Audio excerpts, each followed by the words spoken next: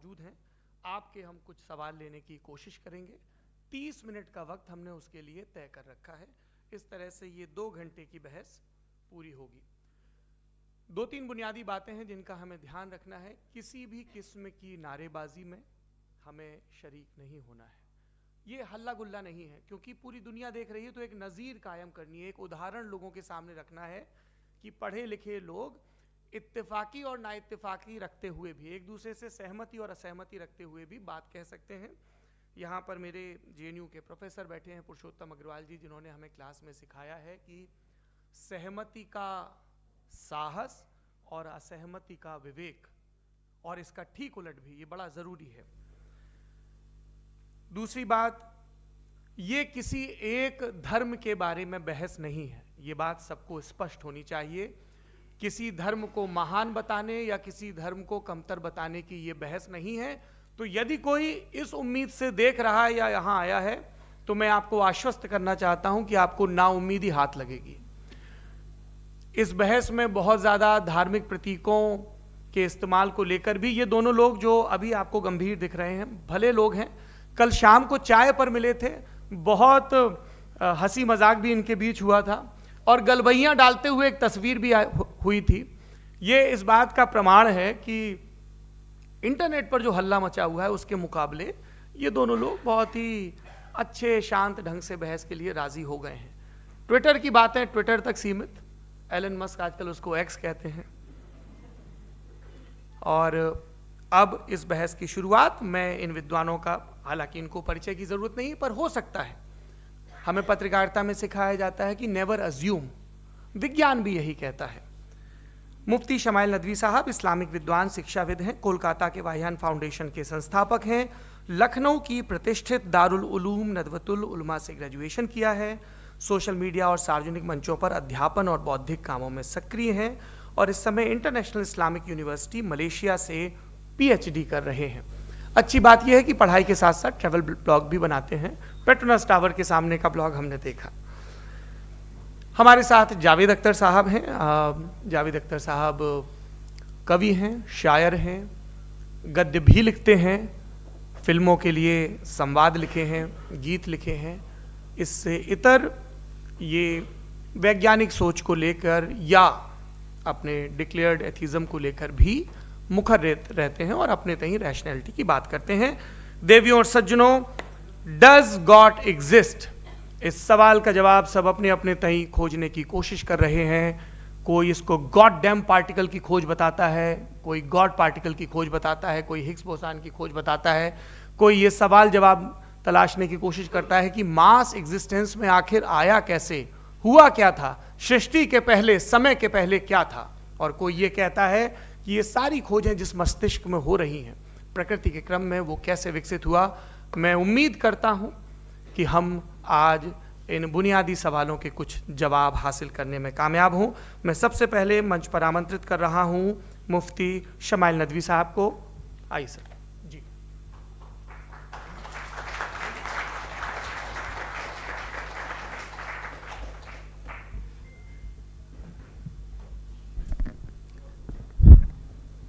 एक आखिरी गुजारिश, आप बोलना शुरू करें। आप लोग प्लीज अपने फोन फ्लाइट मोड पे या साइलेंट मोड पे रखें। एक बार चेक कर लें, कई बार बेध्यानी हो जाती है।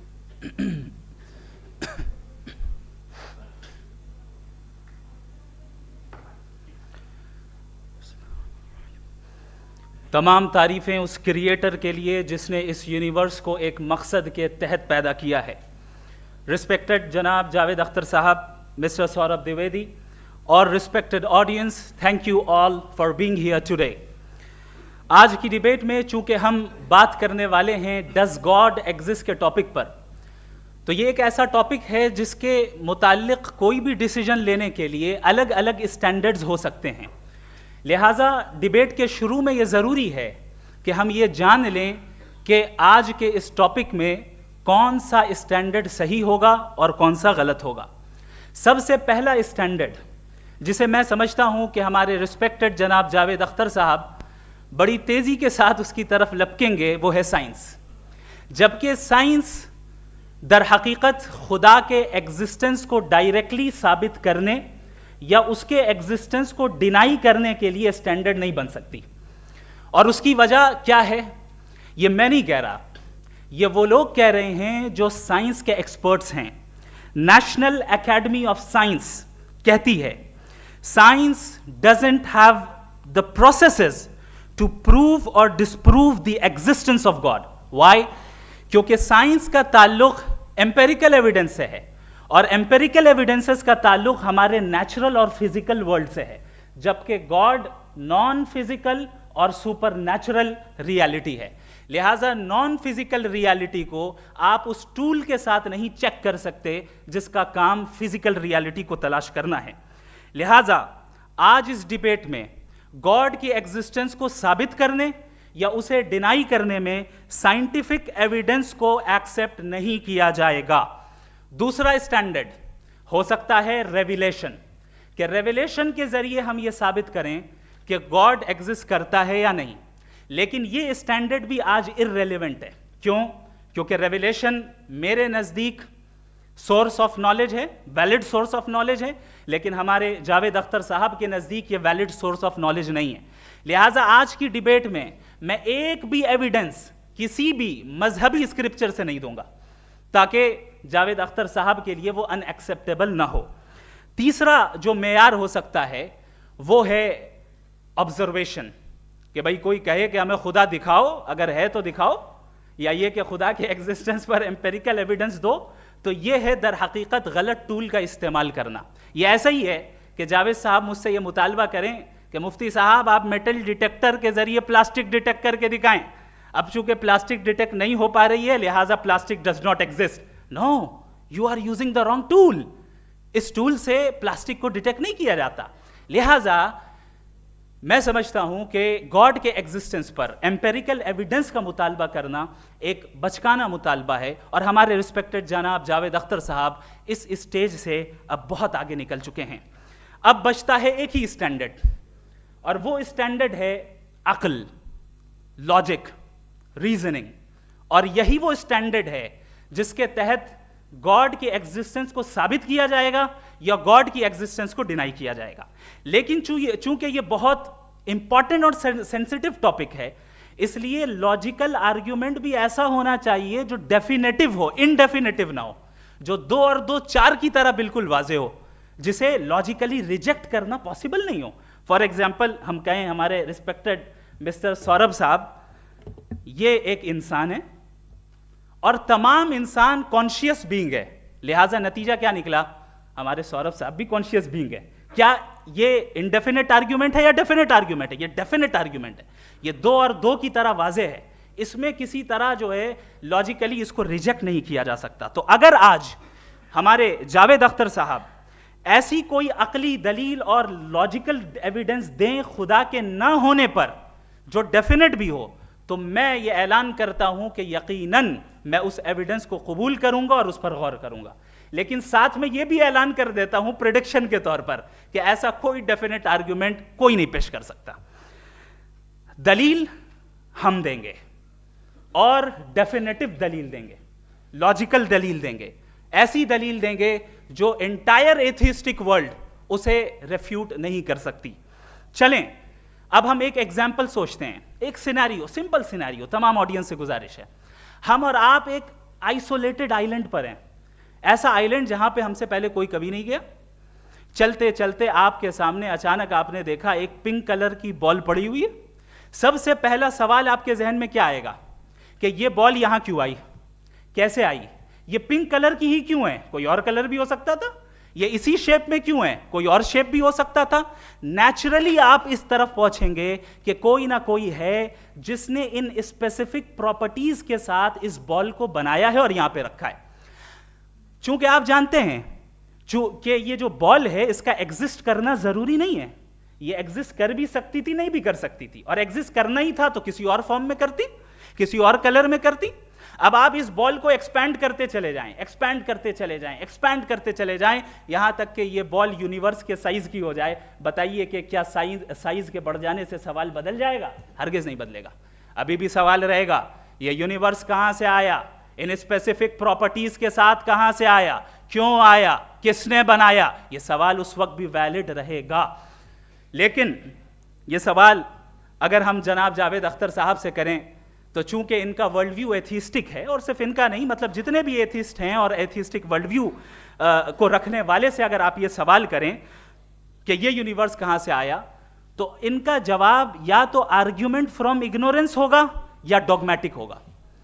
या तो ये कहेंगे कि मुझे नहीं पता कि ये कहां से आया, लिहाजा गॉड डज नॉट एग्जिस्ट, ये आर्ग्यूमेंट फ्रॉम इग्नोरेंस है, या ये कहेंगे कि ये यूनिवर्स खुद ब खुद बन गया। इसका मतलब ये है कि उस बॉल को भी खुद ब खुद बन जाना चाहिए, लेकिन बॉल के ताल्लुक से ये एक्सप्लेनेशन एक्सेप्ट नहीं की जाएगी कि ये खुद ब खुद बन गई, लेकिन यूनिवर्स के ताल्लुक से कर दिया जाएगा। इसे हम दूसरे अल्फाज में डॉगमा भी कह सकते हैं। दूसरी चीज, हमारे जावेद अख्तर साहब जरूर गॉड ऑफ गैप्स की मिसाल भी जरूर देंगे, और मिसाल देंगे कि पहले ज़माने में बिजलियां कड़कती थी तो लोगों ने किसी एक खुदा की तरफ, और बारिश होती थी तो दूसरे खुदा की तरफ मंसूब कर दिया, उनके पास दलील नहीं थी। यह हमारा वर्ल्ड व्यू है ही नहीं, यह हमारा वर्ल्ड व्यू है ही नहीं, क्योंकि नेचुरल फिनोमेना के प्रोसेस की इंटरप्रिटेशन को जान लेने से यह कहां से साबित हो गया कि गॉड एग्जिस्ट नहीं करता है। इस पर मैं इंशाअल्लाह अभी आगे बात करूंगा। आप हजरात ये भी देखेंगे, और मैं ये एक्सपेक्ट करता हूं कि हमारे रिस्पेक्टेड जनाब जावेद अख्तर साहब जरूर इमोशनल आर्ग्यूमेंट्स भी देंगे, जो कि एक लॉजिकल फेलेसी है जब बात आती है ट्रुथ को डिसाइड करने में। क्यों? मिसाल के तौर पर वो कहेंगे कि अगर गॉड है तो ईविल क्यों एग्जिस्ट करता है, जबकि मैं कहता हूं ईविल का एग्जिस्ट करना गॉड के एग्जिस्ट करने की दलील है, उसके खिलाफ नहीं है। चूंकि अगर गॉड है तो हम सब उसके सामने अकाउंटेबल हैं, और अगर हम अकाउंटेबल हैं तो अकाउंटेबिलिटी के लिए ईविल का मौजूद होना जरूरी है, उसके बगैर हम अकाउंटेबल नहीं हो सकते। और अगर हम अकाउंटेबल नहीं हैं तो हम जनाब जावेद अख्तर साहब से पूछेंगे कि आप बताएं कि फिर सफरिंग इस दुनिया में क्यों है? अगर खुदा नहीं है तो सफरिंग क्यों है? और उन लोगों के जज्बे का क्या जिनके अंदर सफरिंग के बाद इंतकाम लेने का जज्बा पाया जाता है और वो इस दुनिया से ऐसे ही चले गए, क्या उनकी सारी तकलीफें बेकार चली जाएंगी? अब आ जाएं उसी एग्जाम्पल की तरफ कि बॉल, मुझसे अगर कोई पूछे इस बॉल को किसने बनाया, और या इस एक्सपेंडेड बॉल को किसने बनाया, मैं कहूंगा कि चूंकि ये यूनिवर्स और इस यूनिवर्स की तमाम चीजें कॉन्टिंजेंट हैं। कॉन्टिंजेंट होने का मतलब ये होता है कि जो अपने एग्जिस्टेंस पे किसी के ऊपर डिपेंड करती हो, तो जाहिर है ये यूनिवर्स कॉन्टिंजेंट है। और अगर कोई चीज कॉन्टिंजेंट नहीं है तो मैं रिक्वेस्ट करूंगा कि मुझे दिखा दें कि कौन सी चीज यूनिवर्स में कॉन्टिंजेंट नहीं है, हम भी जरा गौर कर लें और हम भी देख लें। और जब कॉन्टिंजेंट चीजें मौजूद हैं तो फिलोसोफर्स की इस्तिलाह के मुताबिक, हम उस टर्मिनोलॉजी के मुताबिक हम उस जगह तक पहुंचते हैं और उस हस्ती तक पहुंचते हैं जिसे नेसेसरी बीइंग कहा जाता है, कि ये वो नेसेसरी बीइंग है जिसका मौजूद ना होना नामुमकिन हो। क्योंकि अगर ये मौजूद ना हो तो सारी चीजें एग्जिस्टेंस में आएंगी ही नहीं, और ये सारी कॉन्टिंजेंट चीजें उसी के ऊपर डिपेंड करती हैं। अब अगर आप ये सवाल करते हैं कि फिर उस हस्ती को किसने बनाया, फिर उसका कॉज क्या है, फिर उसका कॉज क्या है, फिर उसका कॉज क्या है, और एंडलेसली चले जाएं, इसे हम कहते हैं इन्फिनिट रीग्रेस ऑफ कॉजेस, जो कि लॉजिकल फेलेसी है। कॉन्सेप्चुअली इन्फिनिटी पॉसिबल है। मिसाल के तौर पे न्यूमेरिकल्स 1 2 3 गिनते चले जाएं, इन्फिनिट नंबर्स हैं। मैं कॉन्सेप्चुअली बात नहीं कर रहा, प्रैक्टिकली रियलिटी में साबित करके दिखाएं कि infinite regress of causes possible है या नहीं। अगर पॉसिबल है तो हम मान लेंगे, मिसाल दे दें, और पॉसिबल नहीं है तो एक ही ऑप्शन बचता है जिसे हम कहते हैं नेसेसरी बीइंग। ऐसी नेसेसरी बीइंग जो इंडिपेंडेंट है, क्योंकि अगर वो डिपेंडेंट हुई तो वो नेसेसरी नहीं रहेगी। ऐसी इंडिपेंडेंट बीइंग जो इटर्नल है, अगर वो इटर्नल नहीं होगी, उसकी बिगिनिंग होगी तो वो खुद कॉन्टिंजेंट है। ऐसी बीइंग जो पावरफुल है, क्योंकि कॉन्टिंजेंट को एक्चुअलाइज करने के लिए पावर चाहिए। ऐसी बीइंग जो इंटेलिजेंट है और नॉलेजेबल है, क्योंकि ये यूनिवर्स स्पेसिफिक फॉर्म और स्पेसिफिक लॉज ऑफ नेचर के तहत प्रिसाइजली चल रहा है। Thank you. थैंक यू मुफ्ती साहब। मैं इन दलीलों के बाद जावेद अख्तर साहब से गुजारिश करूंगा, आप बैठ के बोलना चाहेंगे या बाहर? जी।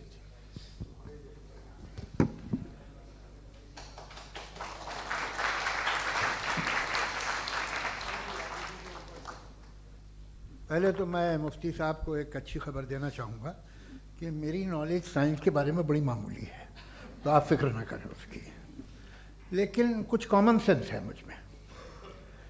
देखिए, ये खुदा का तस्वुर कोई नया तस्वुर नहीं है, ये सदियों से रहा है। ये कुछ रिलीजन 3000 साल पुराने होंगे, 4000 साल पुराने होंगे, लेकिन इंसान कोई 10,000 12,000 साल से एग्जिस्ट करता है होमो सेपियन की शक्ल में, और हमेशा कुछ ना कुछ मज़हब रहे। ये मज़हब जाहिलों के नहीं थे, ये मज़हब एक ऐसी ग्रीक सोसाइटी के थे जहाँ बड़े बड़े फिलोसफर्स पैदा हुए। ये मज़हब इजिप्शियंस के थे जिन्होंने पिरामिड्स बनाए थे।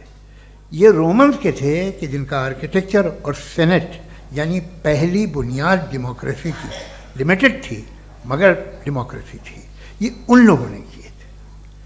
तो इनका जो जुपिटर था, रा था, ज़्यूस था, उन्हें उस पर इतना ही एतमाद था जितना आज किसी मजहबी आदमी को अपने खुदा पे होगा। क्रिश्चियनिटी आने से पहले यूरोप में एक मज़हब था जर्मेनिक रिलीजन।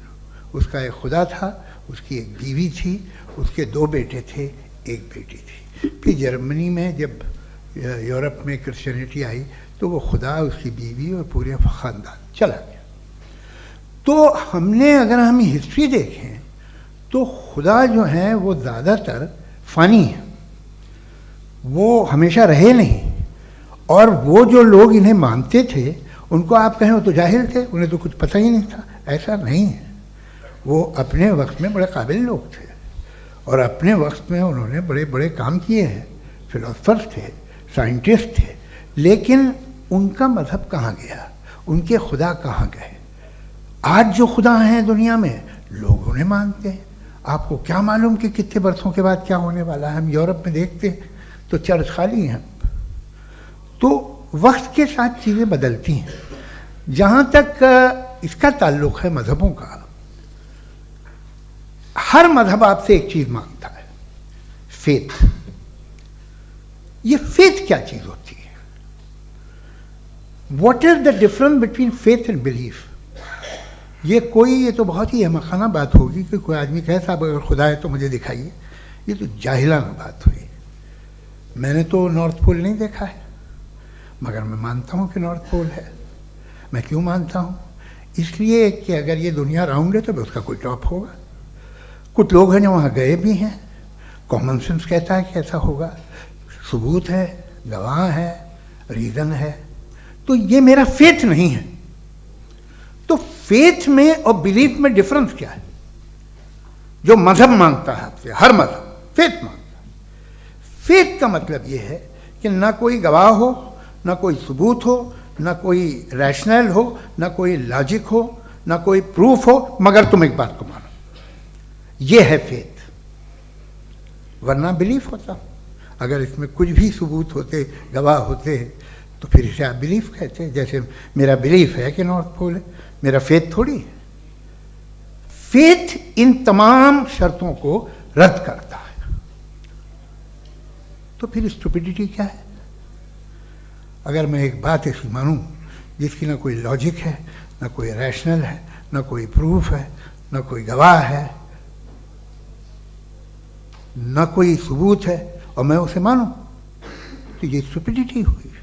इसे ही भाई कल को मैं यकीन कर लूँ कि एलॉन मस्क जो है मेरा भाई है तो मुझे इंतहाई खुशी होगी, सुकून भी बहुत मिलेगा मुझे।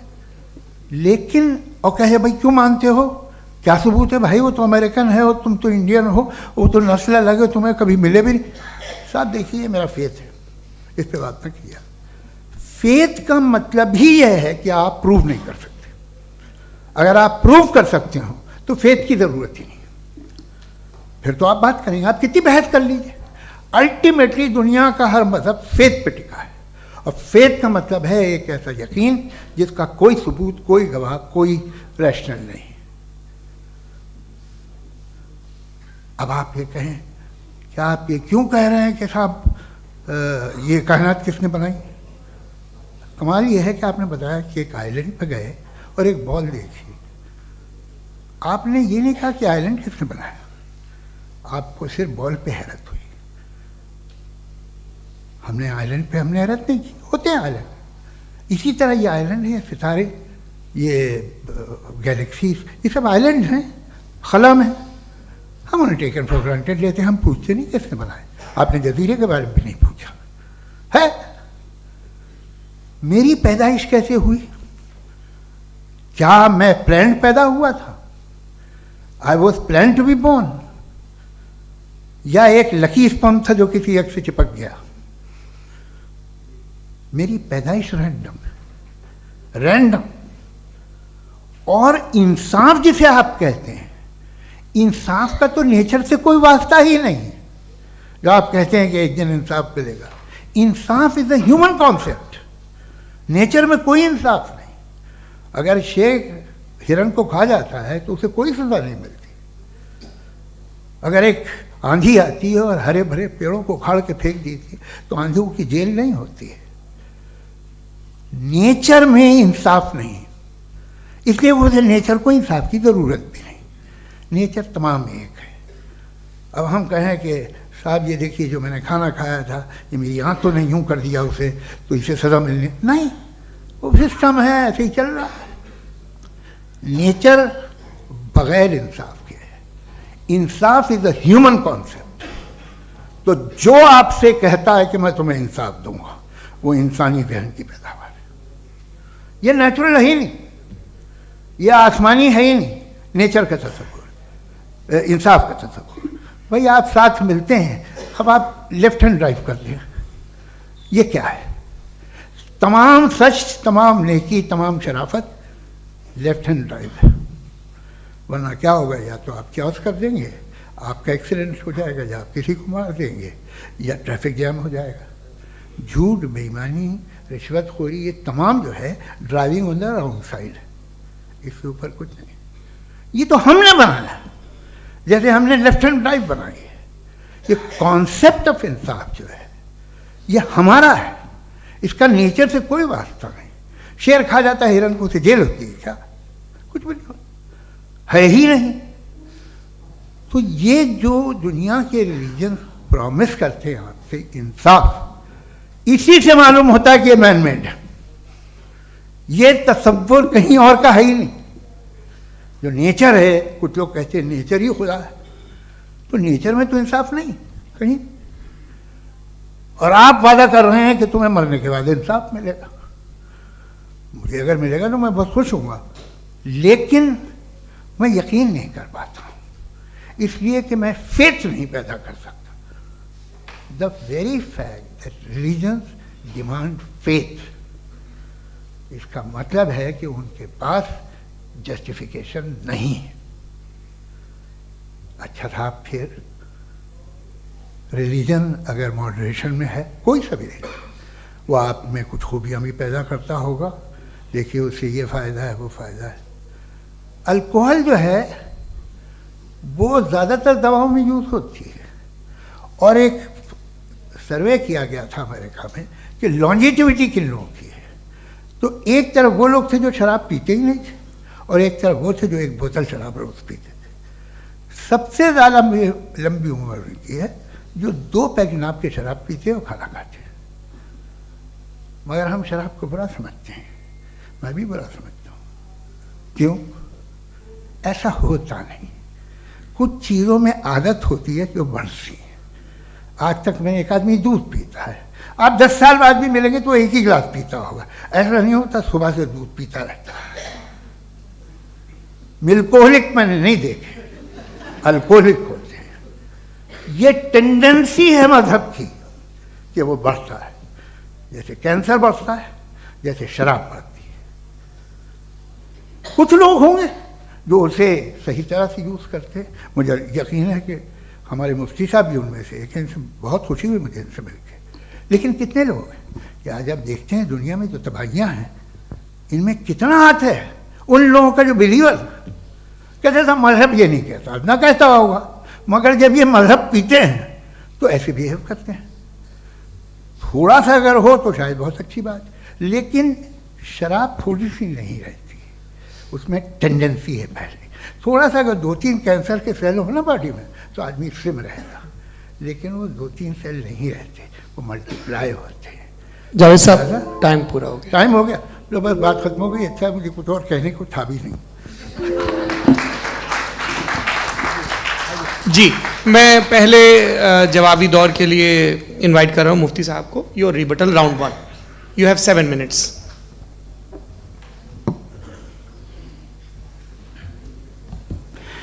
Thank you very much Javed साहब। आपकी बात को सुनकर बड़े महजूज हुए हम लोग। महजूज, do you understand? We enjoyed.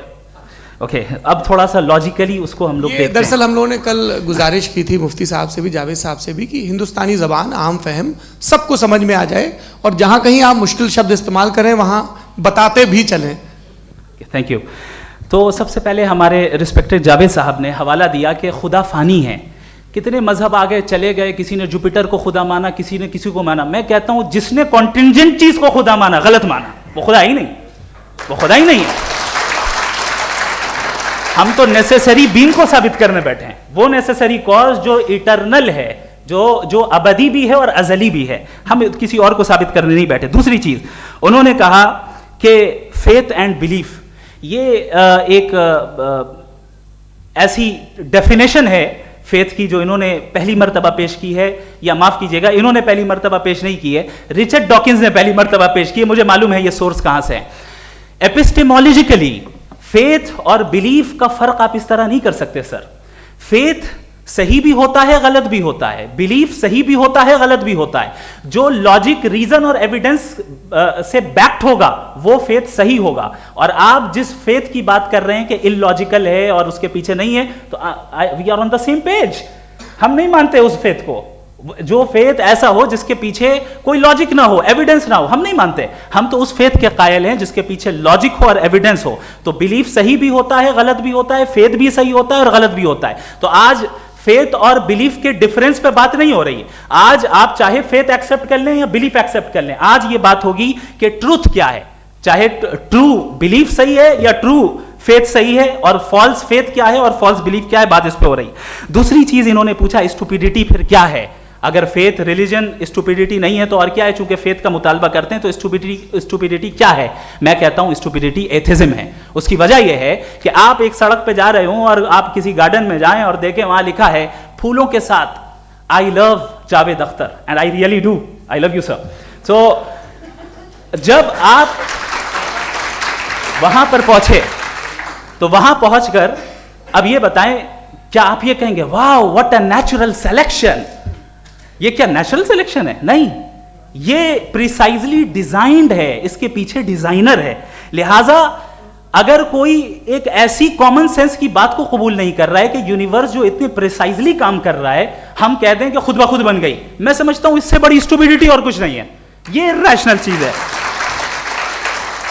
फिर हमारे सर ने कहा कि आपने बॉल पे फोकस किया, आइलैंड पे फोकस नहीं किया। अरे आइलैंड को किसने बनाया यही समझाने के लिए तो बॉल की मिसाल दे रहा हूं। और बॉल भी कॉन्टिंजेंट है, आइलैंड भी कॉन्टिंजेंट है, दोनों नेसेसरी बीइंग का मुतालबा करते हैं। आगे इन्होंने कहा कि नेचर में कोई इंसाफ नहीं है। हम डिसाइड करते हैं कि मोरालिटी क्या होती है, इंसाफ क्या होता है। हम डिसाइड करते हैं, जैसे ड्राइविंग सीट में ट्रैफिक वाला, ये तो किसी खुदा ने नहीं कहा, ये है, इसे कहते हैं फॉल्स इक्विवेलेंस। ये एक लॉजिकल फेलेसी है। आपने जो है मिसाल दी ड्राइविंग की और ट्रैफिक की, ये सब्जेक्टिव मोरालिटी है। आप सब्जेक्टिव मोरालिटी को मिसाल बनाकर ऑब्जेक्टिव मोरालिटी के ऊपर नहीं थोप सकते। इंसाफ की ऑब्जेक्टिव मोरालिटी है। अगर आप ये कहते हैं कि नेचर में इंसाफ नहीं है तो इंसाफ का न होना ये नेचुरल हुआ, तो फिर नेचर को नेचर रहने दे, क्यों हम इतना स्ट्राइव कर रहे हैं दुनिया में इंसाफ लाने के लिए? ये तो इलॉजिकल बात है, इरैशनल बात है। इसलिए बहुत सी चीजें ऐसी हैं जो ऑब्जेक्टिवली जो है इविल या गुड हैं, और बहुत सी चीजें ऐसी हैं जो सब्जेक्टिवली हैं। सब्जेक्टिवली जो मोरल होता है या इमोरल होता है उसको हम सोशल कंसेंसस से या पर्सनल प्रेफरेंस से डिसाइड करते हैं। लेकिन जो ऑब्जेक्टिव मोरालिटी है जिसमें इंसाफ आया, जो इन्होंने बार बार रिपीट किया, ये ऑब्जेक्टिव है, सब्जेक्टिव नहीं है। अगर आप कहते हैं ये सब्जेक्टिव है तो मेरा सवाल आपसे ये है, क्या सोशल कंसेंसस के जरिए अगर जुल्म को सही करार दे दिया जाएगा तो आप जुल्म को जस्टिफाई करेंगे? दूसरी चीज इन्होंने ये कहा कि 2 पैक शराब पी लें तो वो उतने पे नहीं रहता, बढ़ जाता है। यही मामला मजहब के साथ है। 2 पैक आप पी लें बढ़ेगा। तो ये एक ऐसी मिसाल है, इसको कहीं भी फिट कर लें कि आप एथिज्म पे जब फिट करें, जब आप 2 पैक एथिज्म का लेंगे ना तो वो बढ़ बढ़ के नॉर्थ कोरिया बनेगा। Thank you.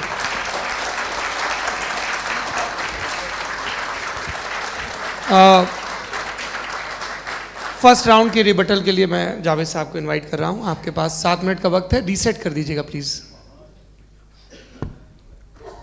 मुझे इस बात की खुशी है कि मुफ्ती साहब ने भी मान लिया कि नेचर में कोई इंसाफ नहीं है। तो कोई भी चीज़ जो इंसान ने नहीं बनाई है उसमें इंसाफ नहीं होता है। एक बात मैं आपसे अर्ज करूं, जरा पता लगा लीजिएगा, ये जो आप बाग में जाते हैं बेहद खूबसूरत फूल देखते हैं ना, इनमें से कोई नेचुरल नहीं है। ये सारे फूल क्रॉस करके बनाए गए हैं। जो जंगल में फूल होते हैं निहायत मामूली होते हैं, ये फूल इंसानों ने बनाए हैं। जो आप बाग में देख के वाह वाह कहते हैं, ये इंसानों के बनाए हुए हैं। डिफरेंट फूलों को क्रॉस करके, डेवलप करके, फिर क्रॉस करके इस तरह से बनाए गए। नेचुरल फ्लावर नहीं। किसी जंगल वीरान में जाके आप गुलाब के फूल नहीं देखेंगे। ये सब बनाए हुए इंसान ने, बहुत से काम इंसान ने किए हैं। बाकी है कि आपने मेरी एक बात का जवाब नहीं दिया, जिससे मुझे शिकायत है कि फेथ क्या है और आप फेथ मांगते क्यों हैं मुझसे। आप तो लॉजिकल हैं, आपके पास तो सारे रैशनल्स हैं, आपके पास सारे सबूत हैं, तो आपको फेथ की डिमांड क्यों करते हैं कि भाई तुम सरेंडर कर दो और सवाल मत करो। कोई मजहब सारे सवाल करने की इजाजत नहीं देता है और मना करता है कि ज़्यादा सवाल ना करो, बहक जाओगे तुम। आप क्यों रोकते हैं? हकीकत यह है कि इंसानी तारीख क्या है। इंसानी तारीख ये है कि दुनिया में दो तरह के लोग हुए हैं। एक वो जिन्होंने अपनी लाइल्मी की परस्तिश की है, दूसरे वो जिन्होंने अपनी इग्नोरेंस या लाइल्मी से झगड़ा किया है और मालूम किया है कि क्या है। ये जो आप कह रहे हैं, आज आप हैरान हैं कि भाई ये यूनिवर्स कैसे बनी। लोग हैरान थे कि सूरज डूबता है तो इधर से कैसे निकलता है। और आप एक कदम जाके हमेशा का मानने को तैयार है, एक कदम पीछे ही मान जाइए। भाई आप इसके बाद जाते हो, कहते सवाल ना करना कि ये कहाँ से आया, ये पावर तो हमेशा से हमेशा रहेगी। तो आप यूनिवर्स के बारे में मानने में क्या तकलीफ है? एक कदम पहले रुक जाइए। ये हमेशा से थी या नहीं थी हमें मालूम नहीं है। और ये कहना कि हमें मालूम नहीं है, कमाल ये है कि दुनिया के सारे मजहब सब जानते हैं ये दुनिया कैसे बनी थी, कैसे मिटेगी, मरने के बाद क्या होगा, इनको सब इल्म है। इनको किसी को डायनासोर होते थे पहले ये नहीं पता था, किसी को नहीं पता। किसी भी दुनिया की मजहबी किताब में डायनासोर का जिक्र नहीं है।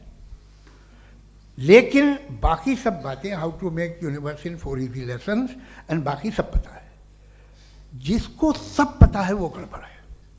हम में ये इंकिसार, ये ह्यूमिलिटी होनी चाहिए कि हम ये कहें कि हमें ये बहुत सारी बातें नहीं मालूम, लेकिन हम उनकी परस्तिश ना करें, अपनी लाइल्मी को की परस्तिश ना करें, हम उसे पता लगाने की कोशिश करें। जिस दुनिया में आप बैठे हैं सर, ये हॉल जो है, ये इलेक्ट्रिसिटी जो है, ये माइक जो है, जिस हवाई जहाज से आप आए थे, वो जिस कार से आप यहाँ आए हैं, ये सब उन लोगों की बनाई हुई है जिन्होंने सवाल किए थे। ये दुनिया जिसमें आप आज आराम से हैं, ये उन लोगों की बनाई है कि जिन्होंने सवाल किए थे। और हर स्टेज पे इन सवालों को मकरूह कहा गया था, गलत कहा गया था। आप ज़रा तारीख पढ़िए, एक बड़ी दिलचस्प किताब है बर्ट्रैंड रसेल की, जिसमें उसने रिलीजन एंड साइंस कि कब से रिलीजन जो है साइंस के अगेंस्ट है। और हद तो ये है कि भाप के इंजन के खिलाफ थे, स्टीम इंजन के भी खिलाफ थे, और फतवे हुए उन पर, वेटिकन ने दिए। तो ये हमेशा, अभी जैसे ही ये राइट विंगर आते हैं अमेरिका में पावर में, तो वो जो अपना ये क्या बोलते हैं उसे, सीड क्या वर्ड है, सीड क्या जो, हाँ नहीं सीड जो होते हैं जिन पे जी नहीं भाई, वो जो ह्यूमन बॉडी के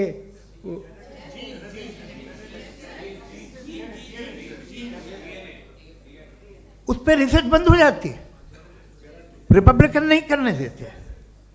अरे भाई इतना डर क्या है तुम्हें? एक ज़माने में बहुत नाराज़ थे ये सारे मजहबी लोग कि ये इंसान तो इंसान बनाने की कोशिश कर रहा है। आपको क्या तकलीफ भाई, बना ले तो बना लेने दो, ये खौफ क्या है? और ये सब आज जो आप कह कर रहे हैं नामुमकिन है, ये कैसे हुआ? मुझे एक किस्सा याद आता है। जब मैं 6ठी क्लास में था तो मैं मैथमेटिक्स में बहुत वीक था, तो एक टीचर रख दिया गया, उसने 1 2 3 4 5 6 7 तो सिखा दिया मुझे।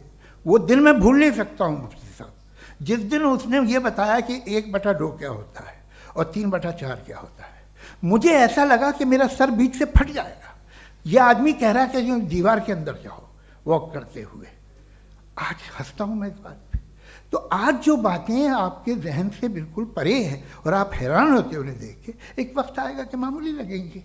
और हुआ है, आपकी इंसानी तारीख ही है। इतनी जल्दी सारे फैसले आप मत कर लीजिए, थोड़ा ये ह्यूमिलिटी रखिए कि भाई ये हमें नहीं मालूम। ये कहने में क्या आ रहा है, ये यूनिवर्स कहाँ तक फैली, ये कब से है और कब तक रहेगी, हमें नहीं मालूम। आपने फैसला कर लिया कब बनी। ये आपके हिसाब से कोई 14 बिलियन ईयर बनी जो समझा जाता है। उससे पहले हजारों करोड़ों अरबों साल तक खुदा बैठा क्या कर रहा था? खामोश बैठा था, ऐसे ही जमाइयाँ ले रहा था। फिर उसे आइडिया आया, यार एक काम करते, वक्त अच्छा गुजर जाएगा, यूनिवर्स बनाते।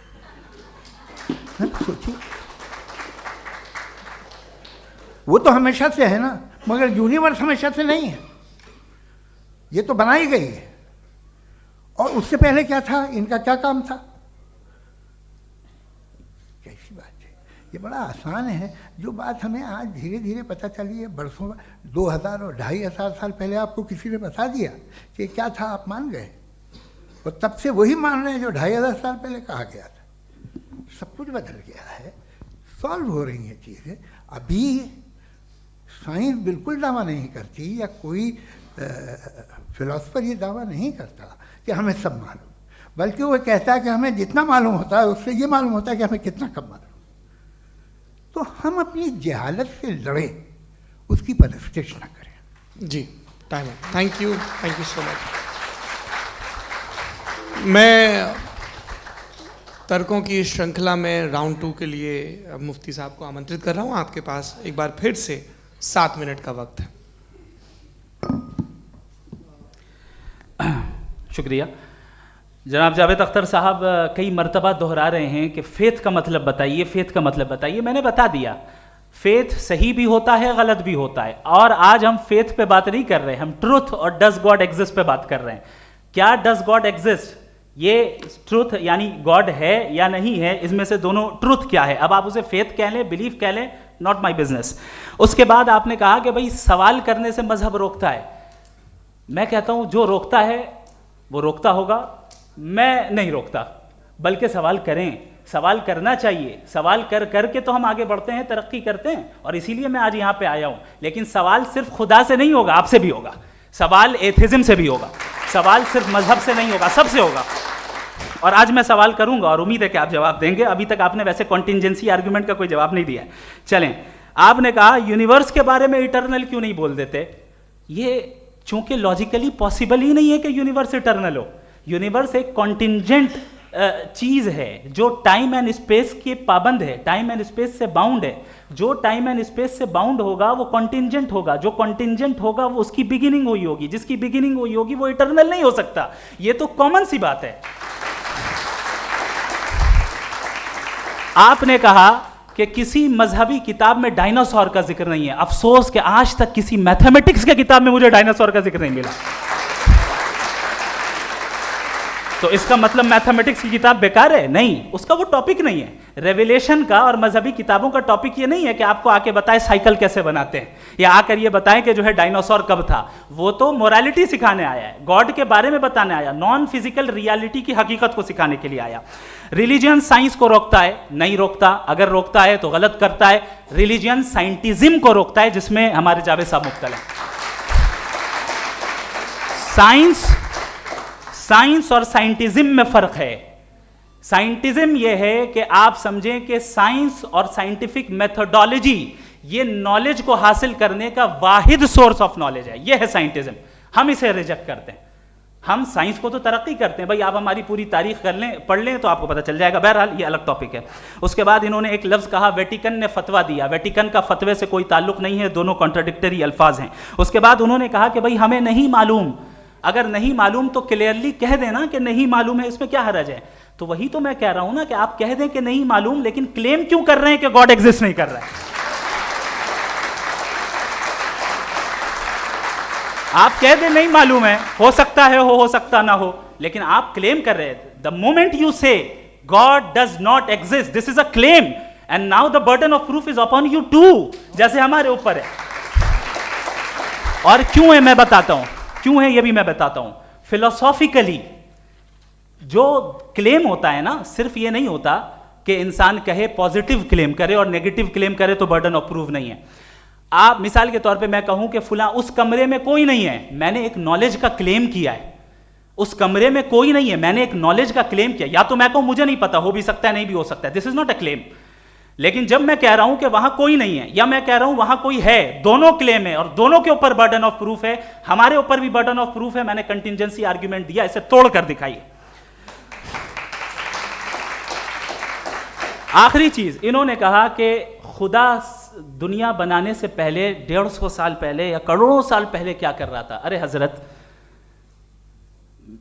चलें बहरहाल मैं जवाब दे देता हूं, आप हमारे रिस्पेक्टेड पर्सनालिटी हैं, अगर आप नहीं होते तो मैं इसे एंटरटेन ही नहीं करता। टाइम, ये 100 साल पहले या 100 साल बाद, पहले बाद में अभी, ये वो अल्फाज हैं जिनका ताल्लुक टाइम से है। टाइम शुरू ही हुआ है यूनिवर्स की बिगिनिंग के बाद, तो उसके पहले खुदा क्या कर रहा था, सवाल इलॉजिकल है, ये फेलेसी है। यानी आप ये कह रहे हैं कि यूनिवर्स के बनने से पहले खुदा क्या कर रहा था, टाइम के बनने से पहले, पहले का ताल्लुक टाइम से, टाइम उस वक्त था ही नहीं, तो ये सवाल ही इनवैलिड है खुदा के ताल्लुक से। दूसरी चीज, आर्ग्यूमेंट ऑफ कंटिजेंसी जो मैंने आपके सामने पेश की है, आपने बार बार ये प्रूफ किया और ये कह रहे हैं कि गॉड ऑफ गैप्स।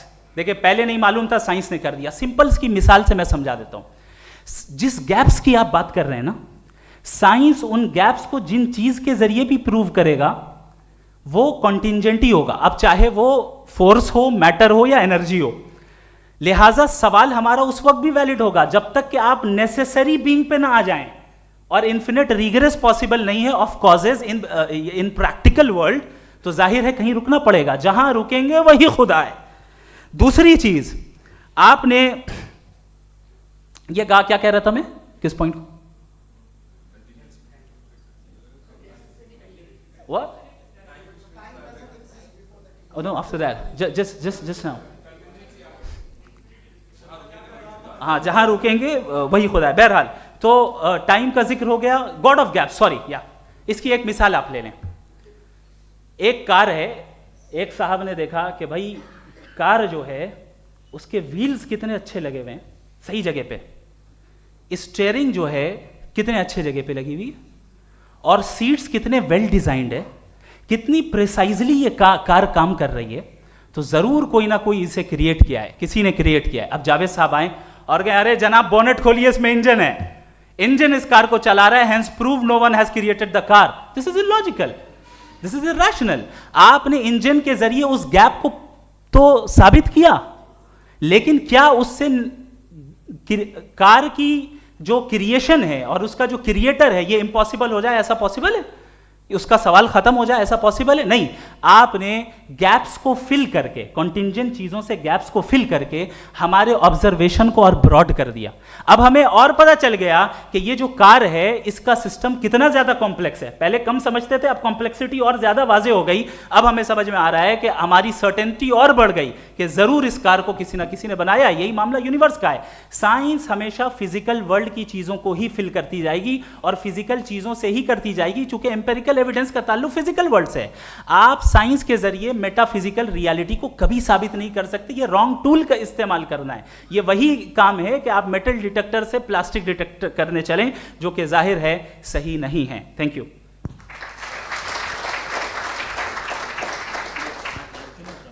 जी, ये आर्ग्यूमेंट का राउंड 2 है। हाँ। 7 मिनट है।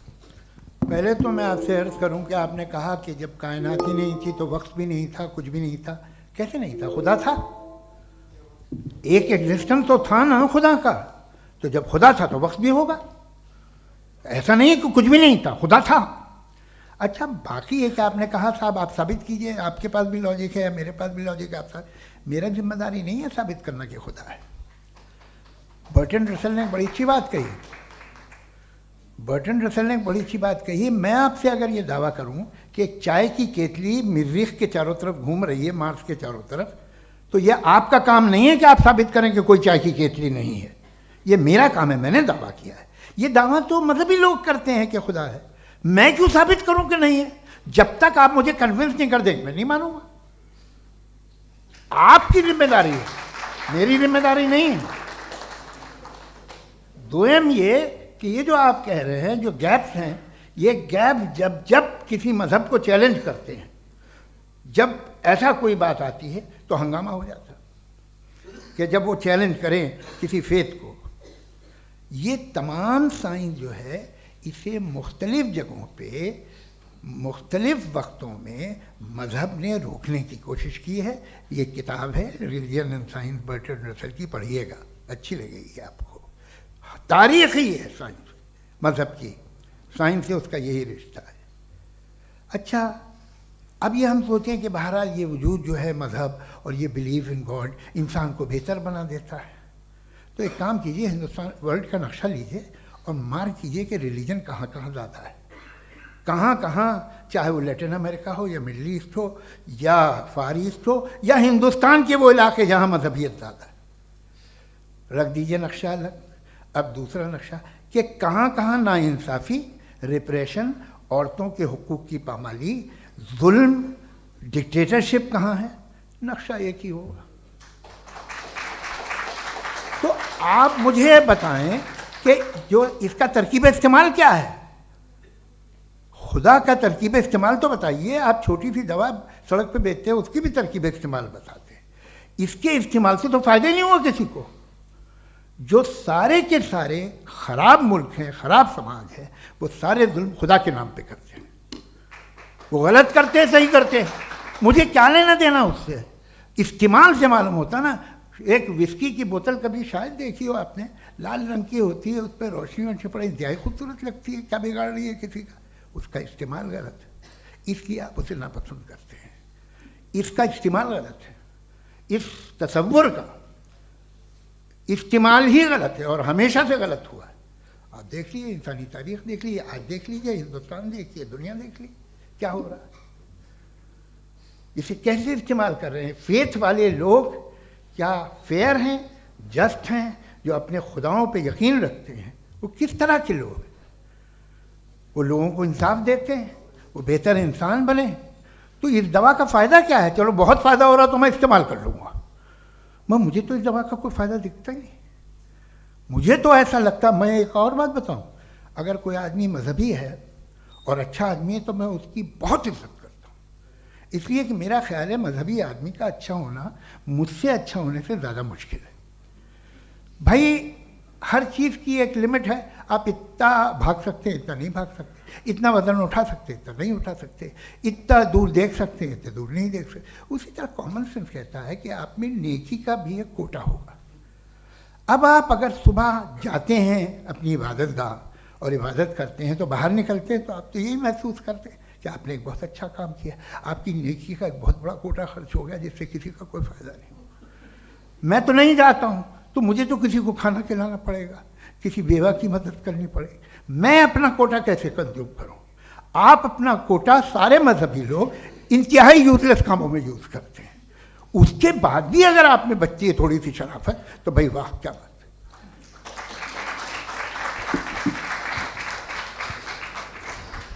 एक तो मुझे ये बात बहुत अच्छी लग रही है कि दोनों ही विद्वान समय को मानते हैं और बहुत समय से अपनी दलीलें और बाज़ दफ़ा समय से पहले अपनी तकरीरें पूरी करके अपनी अपनी कुर्सी पर बैठ रहे हैं।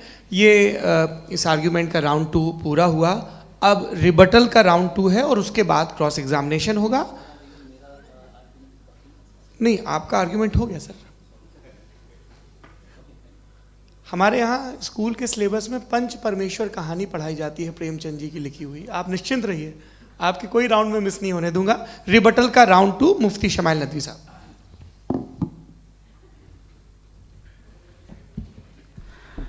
असल में जो हकीकी प्रॉब्लम है, असल प्रॉब्लम है वो ये है कि जावेद साहब के पास कॉन्सेप्ट ऑफ गॉड क्लियर नहीं है। इन्होंने कहा कि कायनात से पहले खुदा तो था, तब भी तो टाइम होगा। ये टाइम कायनात का हिस्सा है।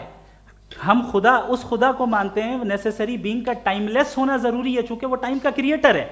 जब उसने टाइम को क्रिएट किया तो वो खुद टाइम पे कैसे होगा? उसने जब स्पेस को क्रिएट किया तो खुद स्पेस में कैसे होगा? अगर वो टाइम एंड स्पेस को पहले से ही उसका पाबंद है तो फिर किस चीज को उसने क्रिएट किया?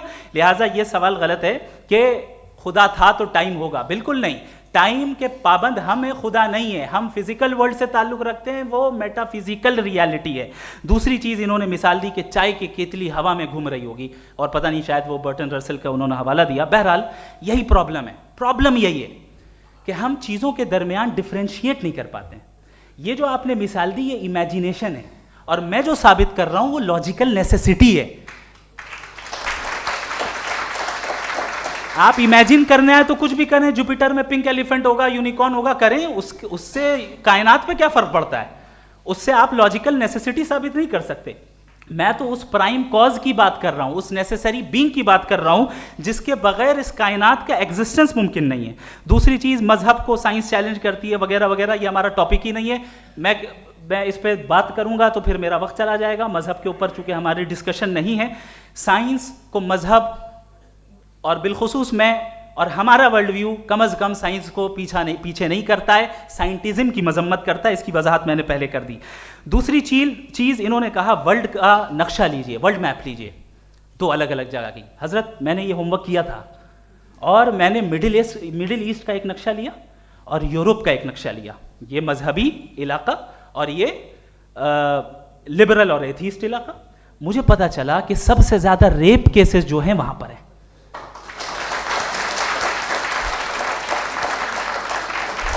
मुझे ये पता चला यूएन की रिपोर्ट के मुताबिक, मैं ये अपने घर से नहीं लेके आ रहा, कि जो वर्किंग वुमेन है यूरोपियन कंट्रीज में, उसमें 81% वुमेन सेक्सुअल हैरेसमेंट का वर्क में शुमार हो रही है। ये मिडिल ईस्ट में नहीं हो रहा है, वो मजहबी लोग हैं इसलिए नहीं हो रहा है।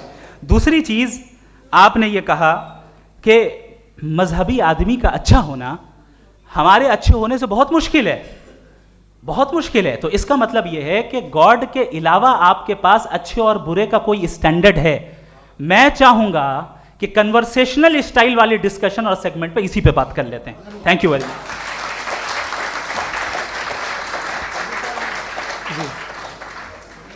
ये रिबटल का राउंड 2 है। आपके पास 5 मिनट का वक्त है, और इसके बाद क्रॉस एग्जामिनेशन शुरू करेंगे। आप चाहें तो जो इन्होंने सवाल पूछे उनके जवाब आप रिबटल में भी दे सकते हैं। जी जी, देखिए पहले तो ये बात कि ये मिसाल गलत नहीं है, गलत है।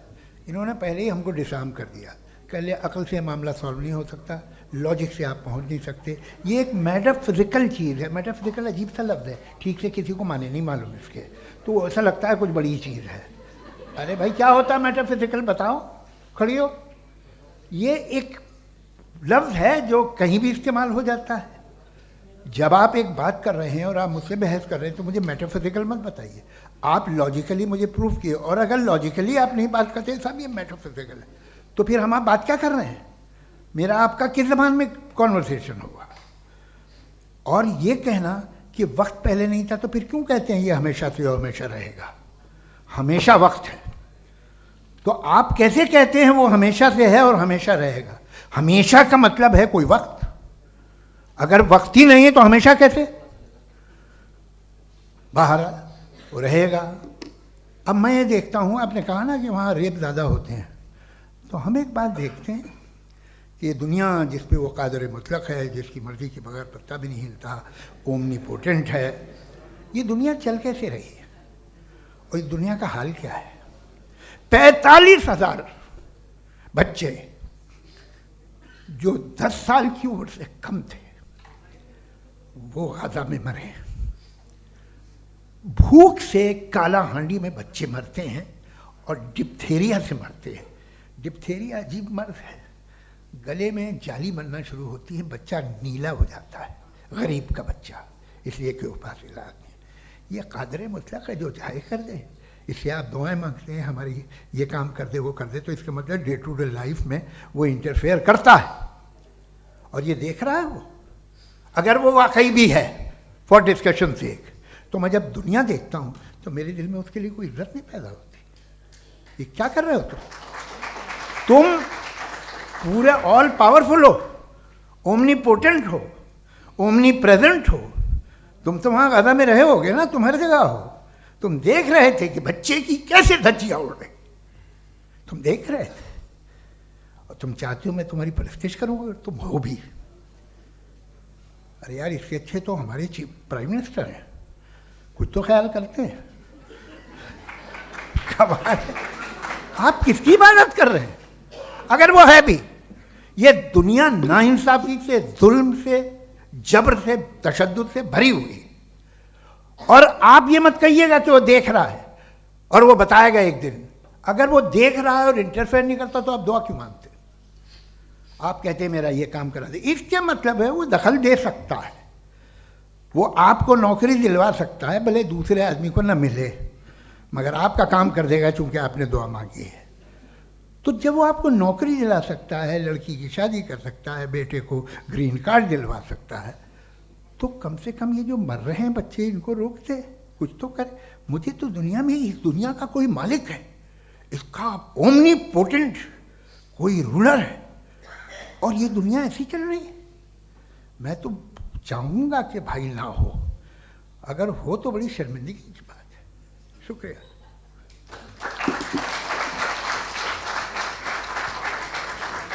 देवियों और सज्जनों, इस बहस के 2 राउंड और 2 रिबटल पूरे हो चुके हैं। अब सबसे ज़रूरी और सबसे मुश्किल राउंड शुरू हो रहा है, क्रॉस एग्जामिनेशन का। अब इन विद्वानों की सज्जनता की एक परख भी होगी, और वक्त हमने 16 मिनट का तय किया है। पहला सवाल आप पूछना चाहेंगे? जी बिल्कुल। पहले बोले भी आप आप माइक ले लीजिएगा हाथ में, ये नीचे से होना चाहिए।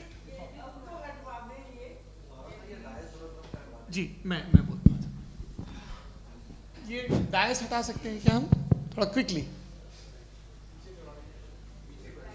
डायस पीछे कर दीजिए बस थोड़ा सा, है, ताकि ये जो दाएं बाएं लोग बैठे हैं, इसे हटा ही दीजिए। अब हम वहाँ तो जाने वाले नहीं, आराम से आराम से। दोनों तरफ से हटा दीजिए।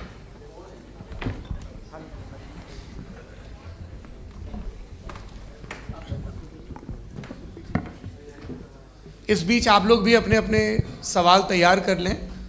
ये ध्यान रखेंगे कि मैं यहाँ से सवाल लूँगा, आप लोगों को अपना हाथ ऊपर करना है, अपना नाम बताना है और अधिकतम 3 वाक्यों में अपना सवाल पूरा करना है। कई लोग सवाल की जगह भाषण देने लगते हैं, उससे आज बचना है। जी मुफ्ती साहब, पहला सवाल आपका, 16 मिनट हैं, हम दोनों लोगों के सवाल लेंगे। जी जी बहुत शुक्रिया। आपकी जो अभी बात हुई बहुत अहम थी, मैं इसको चाहूँगा कि आगे डिस्कस करूँ, लेकिन चूँकि अभी ये वो सेगमेंट है क्रॉस एग्जामिनेशन, तो सबसे पहला सवाल आपसे ये है कि जो मैं इतनी देर से कॉन्टिंजेंसी आर्ग्यूमेंट आपको बता रहा था, ये अकल से ही बता रहा था हजरत, आप ये बताएं कि आप इन्फिनिट रिग्रेस ऑफ कॉजेस को पॉसिबल मानते हैं या नेसेसरी बीइंग के एग्जिस्टेंस को सही समझते हैं? चूंकि 2 ही ऑप्शन हो सकता है, आप ये बताएं। देखिए, आपको मैं ईमानदारी से बात करूं, एक तो मैं कॉन्टिजेंसी वर्ड ठीक से समझता नहीं, और इस वक्त भी जो आपने अंग्रेज़ी के अल्फाज इस्तेमाल किए वो ज़रा थोड़े से मुझे डिफ़िकल्ट और कॉम्प्लिकेटेड लगे, तो आप ज़रा सिंपल ज़बान में सवाल कर सकते हैं? बिल्कुल कर सकता हूँ जी। यूनिवर्स की हर चीज़ कॉन्टिंजेंट होने का मतलब ये है कि वो अपने एग्जिस्टेंस में किसी के ऊपर डिपेंडेंट है। जो भी चीज़ डिपेंडेंट होगी वो चीज़ इंडिपेंडेंट नहीं हो सकती, तो उसका कोई ना कोई कॉज होगा। तो अब आप क्या समझते हैं कि ये इन्फिनिट रिग्रेस है, यानी कॉज पर कॉज, कॉज पर कॉज, कॉज पर कॉज, और कभी कोई यानी ये एंडलेसली चलता रहा? क्योंकि अगर ऐसा होगा तो हम तो एग्जिस्टेंस में आते ही नहीं। लॉजिकली ये मुत्तफक अलैह चीज़ है, मुत्तफक अलैह agreed upon. Okay,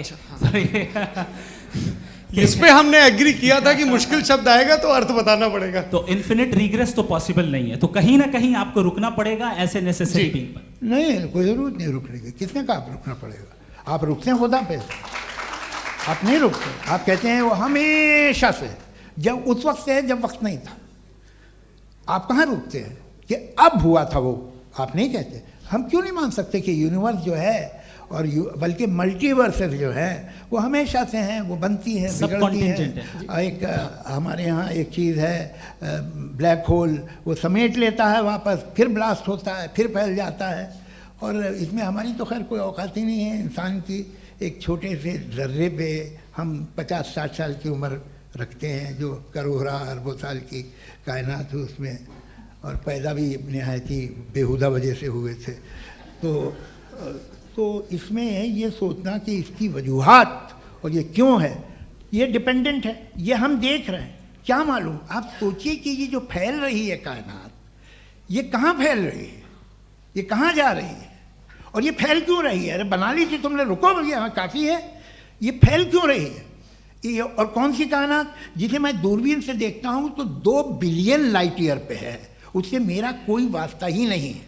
2 billion year यानी अगर मैं 80,000 माइल्स पर सेकेंड से चलूँ तो 20 करोड़ साल में वहाँ पहुँच जाऊँगा। इसकी ज़रूरत क्या थी? ये दुनिया, ये कायनात तो इंसान अशरफुल मखलूक़ात के लिए बनाई गई ना। तो ये सब ये टर्म समझ में नहीं आया, इसमें कोई ख़ास समझने वाली बात थी भी नहीं। ये जो अल्टीमेट कहा यह जाता है कि ये जो पूरी यूनिवर्स है, ये जो दुनिया है, ये इंसान के लिए बनाई गई। अच्छा, ये सब इंसान के लिए। क्यों साहब, सही है ना? बिल्कुल, लेकिन इसका ये मतलब नहीं कि किसी चीज के पीछे रीजन आपको नहीं पता तो रीजन नहीं है, इसे कहते हैं argument from limited perspective। मुझे नहीं पता, लेकिन मेरी जिम्मेदारी नहीं है। वो बिल्कुल सही कहा था उसने, बर्टन रसल ने। आपने उसे मजाक में टाल दिया कि भाई आप एक दावा कर रहे हैं, मैं क्यों कहूँ कि ये गलत है दावा? आप प्रूफ कीजिए, मेरे पे जिम्मेदारी ही नहीं है, मैंने थोड़ी कहा है। आप प्रूफ कीजिए कि ये सही है। आप आर्ग्यूमेंट ऑफ कंटिंजेंसी आप का जवाब कोई ही नहीं दे सवाल रहे हैं। पूछना चाहेंगे? है? आप सवाल पूछना चाहेंगे मुफ्ती साहब से?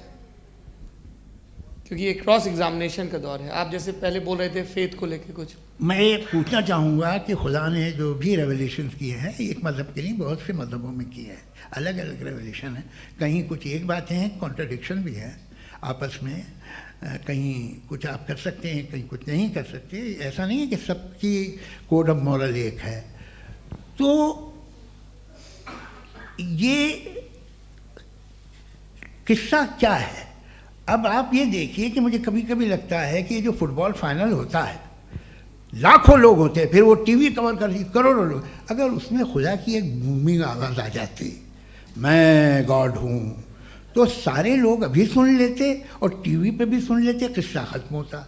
ये इतनी राजदारी क्या है कि तुम सामने कुछ तो सबूत दे दो हमें सॉलिड। ये कह रहे साहब ये यूनिवर्स कैसे बनी, इससे मसला क्या हल होगा? मैं पूछूंगा आपसे खुदा कैसे बना? क्यों नहीं पूछूंगा कैसे बना? बल्कि वो तो कायनात से कहीं ज़्यादा इंटेलिजेंट है, कायनात से कहीं ज़्यादा कॉम्प्लेक्स। जी वो हमेशा से है, आप कहेंगे मैं मान लूँगा।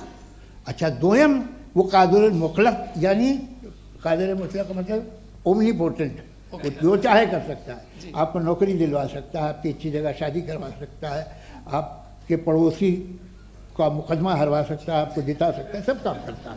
थोड़ा सा माइक क्लोज जी। वो इस दुनिया को चला कैसे रहा है? ये दुनिया कैसे चल रही है? आपको इस पर हैरत नहीं होती? या क़यामत के बाद कभी एक जस्टिस होगा, जब ये बच्चा मर चुका होगा, जिसकी धज्जियाँ उड़ गई बम से, इसको इंसाफ मिलेगा तब? अच्छा, अब जवाब दूं? हाँ कीजिए। मैं वही इसीलिए आप ही की तरफ आता। सबसे पहले आपने रेवलेशन और स्क्रिप्चर्स की बात की, इस पे मैं बात कर सकता हूँ लेकिन आज नहीं करूंगा चूंकि वक्त कम है, कभी और इस पे डिस्कस करेंगे। मैं तैयार हूँ उस पे भी बात करने के लिए। ये अभी से राउंड 2 की भूमिका तय हो रही है। Does God exist round 2? जी, चूंकि आज गॉड के एग्जिस्टेंस पे बात है तो मैं उसी के रिलेटेड जो है आपके सवालात को एंटरटेन भी करूंगा और मैं भी पूछूंगा। आपने कहा कि आपने साबित ही नहीं किया, जबकि आर्ग्यूमेंट ऑफ कॉन्टिजेंसी बुनियादी आर्ग्यूमेंट है। आप मुझे कॉन्टिजेंसी का मतलब बताइए, आपका मतलब क्या कॉन्टिजेंसी? कॉन्टिजेंसी का मतलब ये हुआ कि हर वो वजूद जो किसी भी चीज़ का पाबंद है, हर वो वजूद या हर वो चीज़ जो अपने एग्जिस्टेंस में किसी भी चीज़ के पाबंद है और उससे बाउंड है, उसको उसकी ज़रूरत है, उस पर डिपेंड करती है, तो जाहिर सी बात है कि उसका कोई ना कोई कॉज होता है। ये तो अक्ल की बात है। ये आप रीजनिंग की बात करते हैं, मैं वही कर रहा हूँ। दूसरी चीज़, आपने ये बात कही कि इतने बिलियन लाइट ईयर्स दूर है, उसका मेरा क्या लेना देना। फिर मेरे ख्याल से आपको ये नहीं कहना चाहिए I think therefore I am an atheist. आपको सोचना चाहिए, सिर्फ आप एक लिमिटेड दायरे में रहकर नहीं सोचें बल्कि बाहर निकलकर सोचें। आपने तीसरा सवाल किया, आपने 2-3 सवाल एक साथ। ऐसी बातें ना कीजिए, कुछ लोगों को इतराज़ हो जाएगा आप पे कि आप कुछ भी सोचिए। ये इजाज़त आपको है नहीं, मुझे है।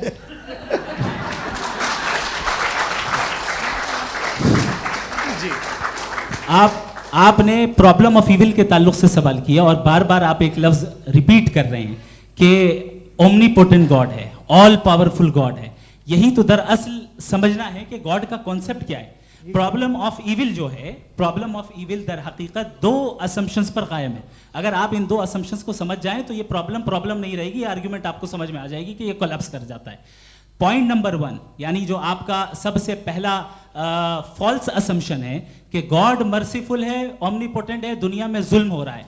लेकिन आपको ये समझना चाहिए कि हमारे वर्ल्ड व्यू के मुताबिक गॉड सिर्फ ओमनीपोटेंट और सिर्फ मर्सीफुल नहीं है, बल्कि वो ऑल वाइज भी है और वो ऑल नोइंग भी है। उसके हर काम के पीछे हिकमत और विजडम है। ये कोई जरूरी नहीं है कि वो हिकमत और विजडम आपको समझ में आए या मुझे समझ में आए। अगर आप जो समझ रहे हैं उसके मुताबिक आप फैसला कर रहे हैं, ये लिमिटेड पर्सपेक्टिव से आर्ग्यूमेंट है। और इस चीज को हम अपनी दुनिया में, अपने लाइफ में, डेली लाइफ में इस प्रिंसिपल को एक्सेप्ट करते हैं। हम जब किसी डॉक्टर के पास जाते हैं, डॉक्टर के पास जाकर वो अगर उसने हमें कोई दवाई दी है तो हम ये तो नहीं कहते कि जब तक आपके पास जितना नॉलेज और जितना विजडम नहीं है, आपने क्यों ये दवाई दी है, तब तक हम इस चीज को एक्सेप्ट नहीं करेंगे। नहीं कहते, हम उसकी अथॉरिटी को तस्लीम करते हैं। क्यों? क्योंकि उसकी हम जानते हैं कि वो नॉलेजेबल है, वो विजडम वाला है, हमसे ज्यादा नॉलेज और हमसे ज्यादा विजडम है। बताएं सर। नहीं, डॉक्टर में और खुदा में बड़ा डिफरेंस है। डॉक्टर पढ़ा लिखा होता है एक, तो मैं उसकी बात सुनूंगा। दोयम ये नहीं, कुछ जवाब तो ये भी नहीं है सर आप प्लीज, ये आ आप जाइए, अगर चलिए। सब ऑडियंस से बोलने लगेंगे तो हाँ। फिर मतलब नहीं सिविलाइज्ड बहस का। मतलब आप ये कहें कि चूंकि आप डॉक्टर पे बिलीव करते हैं इसलिए खुदा पे बिलीव किए, क्या ये मिसाल आपको समझाने के लिए। आर्ग्यूमेंट है, इस पे आपको एतराज नहीं है। तो सिंपल बात ये है कि मैं अगर ये यकीन कर लूँ कि एक ओमनीपोटेंट, उसकी मसलहत है, ये जो बच्चे मर रहे हैं ये मसलहत है उसकी, मुझे नहीं चाहिए थी मसलहत। उसकी मसलहत नहीं, यही तो मसलहत समझना है। मतलब एक्सपीडियंस। अच्छा, इस आपने अभी मेरी बात पूरी सुनी नहीं। मैंने कहा आपका पूरा आर्ग्यूमेंट दो फॉल्स असम्पशंस पर है। एक फॉल्स असम्पशन मैंने बता दिया, दूसरा फॉल्स असम्पशन ये है कि इस दुनिया में इविल के होने का कोई गुड रीजन नहीं है, जबकि हमारे पास बाज रीजंस मौजूद हैं, हमारे पास बाज वजूहात मौजूद हैं। अगर इस दुनिया में इविल ना हो तो आप गुड को डिफाइन कैसे करेंगे? अगर जुल्म ना हो आप इंसाफ को समझेंगे कैसे? अगर तारीकी ना हो तो आप लाइट को समझेंगे कैसे?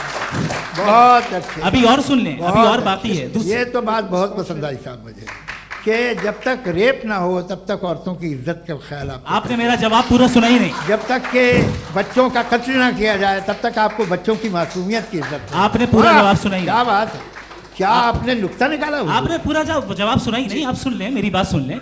ये मैंने आपको एक चीज बताई। दूसरी चीज, इस दुनिया में हम आए हैं टेस्ट के लिए, हमारा टेस्ट हो रहा है और हर इंसान का अलग अलग अंदाज में टेस्ट होता है। और इस दुनिया में अगर इविल मौजूद है तो वो इविल जरिया है हमारे अंदर ह्यूमन नोबल क्वालिटीज को डेवलप करने का और अलग अलग फील्ड में प्रोग्रेस करने का। और अगर हमारे अंदर और इस दुनिया में इविल नहीं होता तो बताइए टेस्ट का मतलब क्या होता? अगर मैं अपने स्टूडेंट को एमसीक्यूज दूं और उसमें सिर्फ राइट आंसर लिख कर दे दूं और कहूं तुम्हारा टेस्ट हो गया, ये मीनिंगलेस है। इस दुनिया में अगर हम टेस्ट के लिए आए हैं तो जाहिर है गुड एंड इविल दोनों मौजूद है। तो अगर गुड एंड इविल दोनों मौजूद है तो ये इविल भी खुदा का बनाया हुआ है। जी हाँ, खुदा का बनाया हुआ है, लेकिन अच्छा चलो अच्छी बात। जी बिल्कुल, तो बिल्कुल खुदा ने मतलब बनाया। अभी तो ये है कि जो मेजॉरिटी है दुनिया में वो इविल है, तो ये खुदा एक्चुअली इविल के साइड पे लग रहा है मुझे। बिल्कुल भी नहीं, मैं बताता हूं। मेजॉरिटी में तो वो है। क्या बात कर रहे हैं भाई आप? मैं बहुत- कोई भी जो मुंसिफ होगा, चाहे आपका अपना घर हो जिसके आप सबसे बड़े हैं, चाहे आपकी ऑर्गेनाइजेशन हो जो आप चलाते हैं, वहाँ पर आप इविल रखेंगे साबित करने को कि बाकी लोग शरीफ हैं। मेरी बात सुन क्या लें। ये आर्ग्यूमेंट ही गलत है? अगर- कि जब तक के कोई इविल नहीं होगा तब तक के शरीफ आदमी शरीफ नहीं लगेगा। अगर एग्जामिनर गलत ऑप्शन दे रहा है तो एग्जामिनर इविल नहीं हो गया, जो गलत ऑप्शन को सेलेक्ट कर रहा है वो फेल होगा।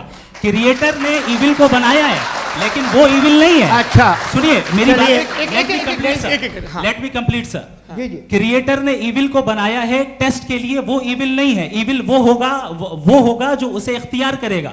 छुरी को बनाने वाला गलत नहीं होता है, छुरी का गलत इस्तेमाल करने वाला गलत होता है। रेप को कैसे गलत इस्तेमाल करते हैं? रेप इंसान के फ्री विल का नतीजा है। ये रेप कैसे गलत इस्तेमाल होता है? ये मुझे अब सुन लें, अब सुन लें। गलत इस्तेमाल होता है। हाँ मैं बता रहा हूँ रेप ना, कैसे गलत मैं बता रहा हूँ जी। कि जो इविल इस दुनिया में मौजूद है उसके कई सारे तरीके हैं। एक तरीका इंसान का अपना फ्री विल है। अब अगर कोई रेपिस्ट रेप कर रहा है तो इसका गॉड का कसूर नहीं है, वो अपने फ्री विल का गलत इस्तेमाल कर रहा है, उसको सजा मिलनी चाहिए। अच्छा। और उसी के लिए जहन्नम बनाई गई है। ये फ्री विल का भी बड़ा चक्कर। आप जब कोई बुरा काम करते हैं या कोई बुराई होती है तो ये कहा जाता है कि ये फ्री विल है। 7 billion free wills are moving on this planet. 7 billion free will. और एक आदमी अपनी फ्री विल से मुझे कत्ल कर दे तो मैं खुदा की मर्जी से मरा हूँ कि इसकी फ्री विल की वजह से? मेरी मौत खुदा के हाथ है या ये फ्री विल वाले के हाथ है? खुदा ने फ्री विल का निजाम बनाया है और उस निजाम का गलत इस्तेमाल करके कोई आपको मार रहा है, इस्तेमाल करके मेरा कत्ल कर देता है। अब मेरी मौत का जिम्मेदार कौन है? वो इंसान जिम्मेदार है। वो इंसान। जी। तो ये कहना कि और उसको खुदा ही उसको जिंदगी उसको देता सजा है, मिलेगी। तो अब आप आगे चलिए कि ये तय करना कि अल्लाह ही या खुदा, सॉरी अल्लाह ने, खुदा ही जिंदगी देता है, खुदा ही मौत देता है, ये गलत है। बिल्कुल गलत नहीं है। हाँ, नहीं, निजाम उसी ने बनाया फ्री अरे विल का। भाई, एक- निजाम मौत और एक- हयात को उसी ने बनाया। You are contradicting yourself. अभी आपने कहा कि एक आदमी ने फ्री विल से आपको मार दिया, इसमें उसे फ्री विल दी गई थी, उसने गलत इस्तेमाल किया। 7 billion free wills are moving on this planet और आप चाह रहे हैं कि मैं सिर्फ खुदा का ध्यान करूं। ये 7 बिलियन फ्री विल्स को मुझे लुक आफ्टर करना पड़ेगा कि नहीं? ये तो तबाहियां कर रही हैं और तबाहियां ज़्यादा हो रही हैं। बिल्कुल। तो अगर आप बताएं अगर खुदा नहीं है फॉर एग्जाम्पल, हाँ। तो आप इविल को कैसे डिसाइड करेंगे? यानी how can you define evil objectively without God? देखिए, दुनिया में 2 तरह के जानवर हैं। एक जो अकेले रहते हैं जंगल में और एक जो ग्रुप्स में रहते हैं। ग्रुप में जो भी रहेगा, चाहे वो आपका फाउंडेशन हो, चाहे कोई क्लब हो, चाहे कोई पॉलिटिकल पार्टी हो, चाहे कोई यूनिट हो, उसमें आपको इंटरैक्ट करने के रूल बनाने पड़ेंगे। यानी लोग तय करेंगे। लोग तय करेंगे। अगर लोगों ने ये तय किया कि किसी का रेप करना सही है, आप जस्टिफाई करेंगे? नहीं, लोग- आपका फाउंडेशन तो ये हो गया ना कि लोग इविल डिसाइड दुनिया करेंगे। में- नहीं, अरे दुनिया में ऐसे ग्रुप्स हैं जो रेप को जायज़ मानते हैं सर्टन हालात में। मैं डिटेल में नहीं जानूंगा, आप भी जानते हैं। ये जो आईसिस वाले थे, इन्होंने क्या किया था, तो उन्होंने क्या किया उसका खुदा से कोई ताल्लुक नहीं है सर। मैंने सिंपल सवाल किया कि इविल को आप डिफाइन करते चलिए, कैसे चलिए, हैं? आइए वापस आइए। जी। आप साथ में तभी रह सकते हैं जब कुछ आप ऐसे उसूल डेवलप करें जिसमें हर एक का बेसिक तहफ़्फ़ुज़, हर एक का बेसिक राइट हो और हर एक को कोई आराम मिले।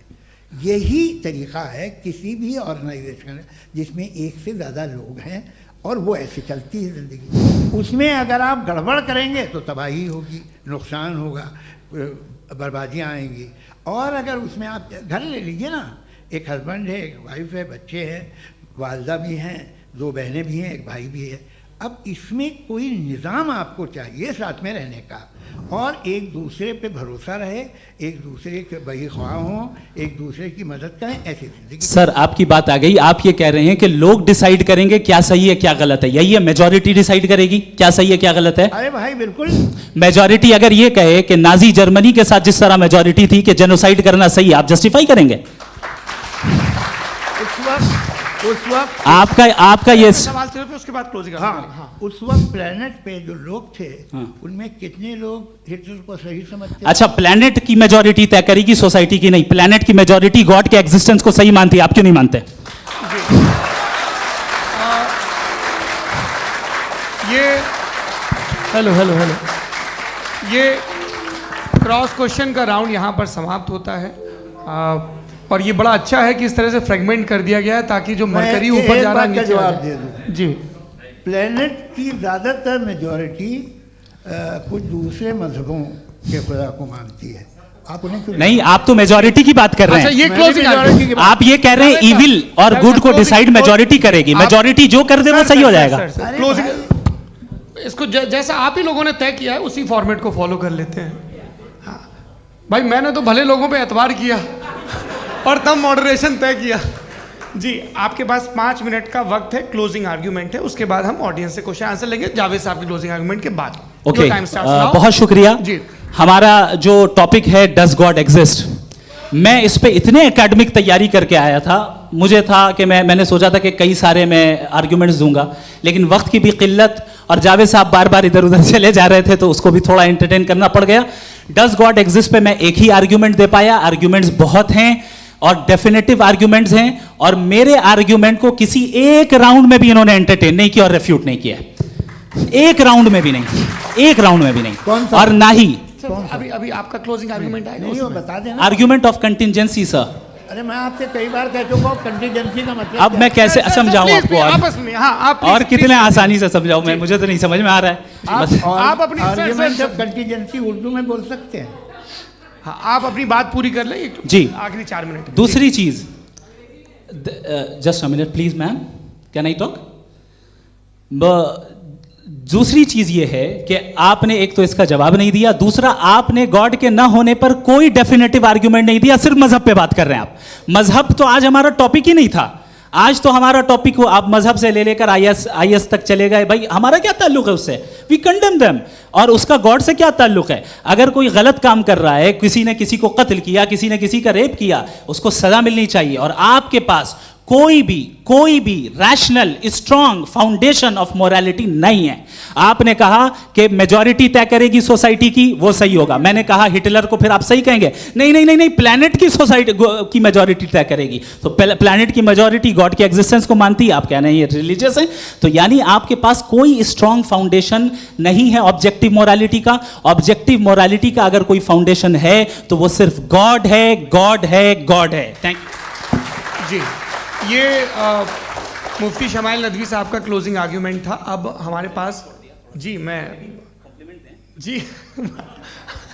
ये बड़ा अच्छा है कि दोनों लोगों को मॉडरेटर से शिकायत भी और बोल रहे भाई हमारी शाबाशी भी तो करते चलो। अब मेरी बात जी, आपके पास जावेद अख्तर साहब 5 मिनट का वक्त है। ये आपका क्लोजिंग आर्ग्यूमेंट है, टाइम रीसेट कर दें जी।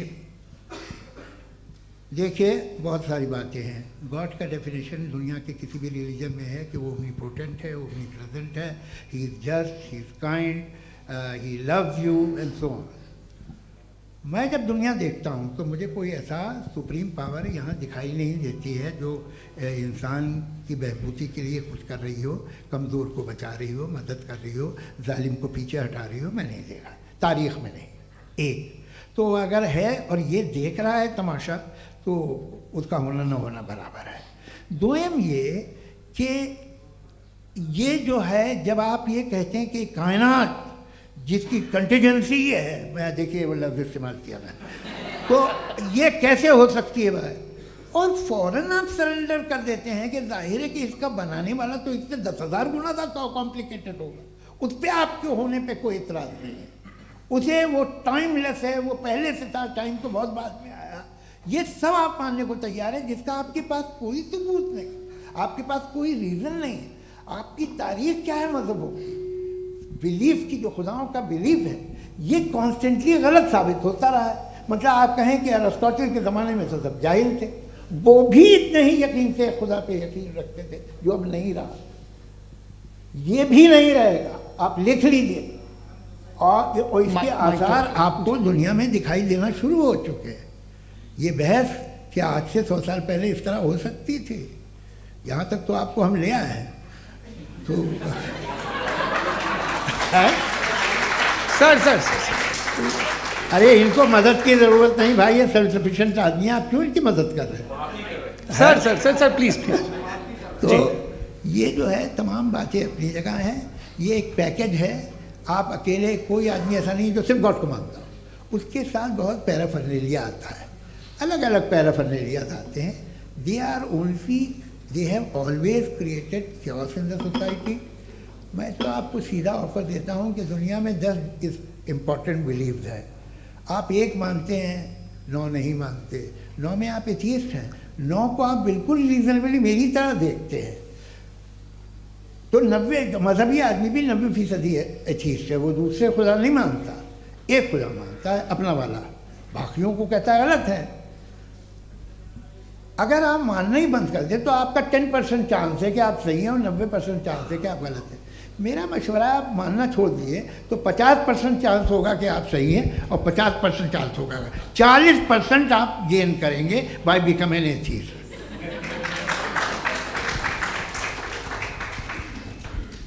ये एक फरसूदा ख्याल है, ये ख़त्म हो रहा है। हो सकता है मेरी ज़िंदगी में ना हो, लेकिन ये हो जाएगा। जो बातें ये इनको आप मेटाफिज़िकल ये वो ऐसे रिस्पेक्टेबल टर्म दे दिए, ये तो उन लोग के हैं जिन्हें ना फिज़िक्स मालूम थी ना मेटा मालूम था, ये उन्होंने आपको दिए हैं। जी बहुत शुक्रिया आप दोनों लोगों का। और अब इस बातचीत का आखिरी राउंड शुरू होगा, डज गॉड एग्जिस्ट की ये बहस मुफ्ती शमाइल नदवी और जावेद अख्तर साहब के बीच।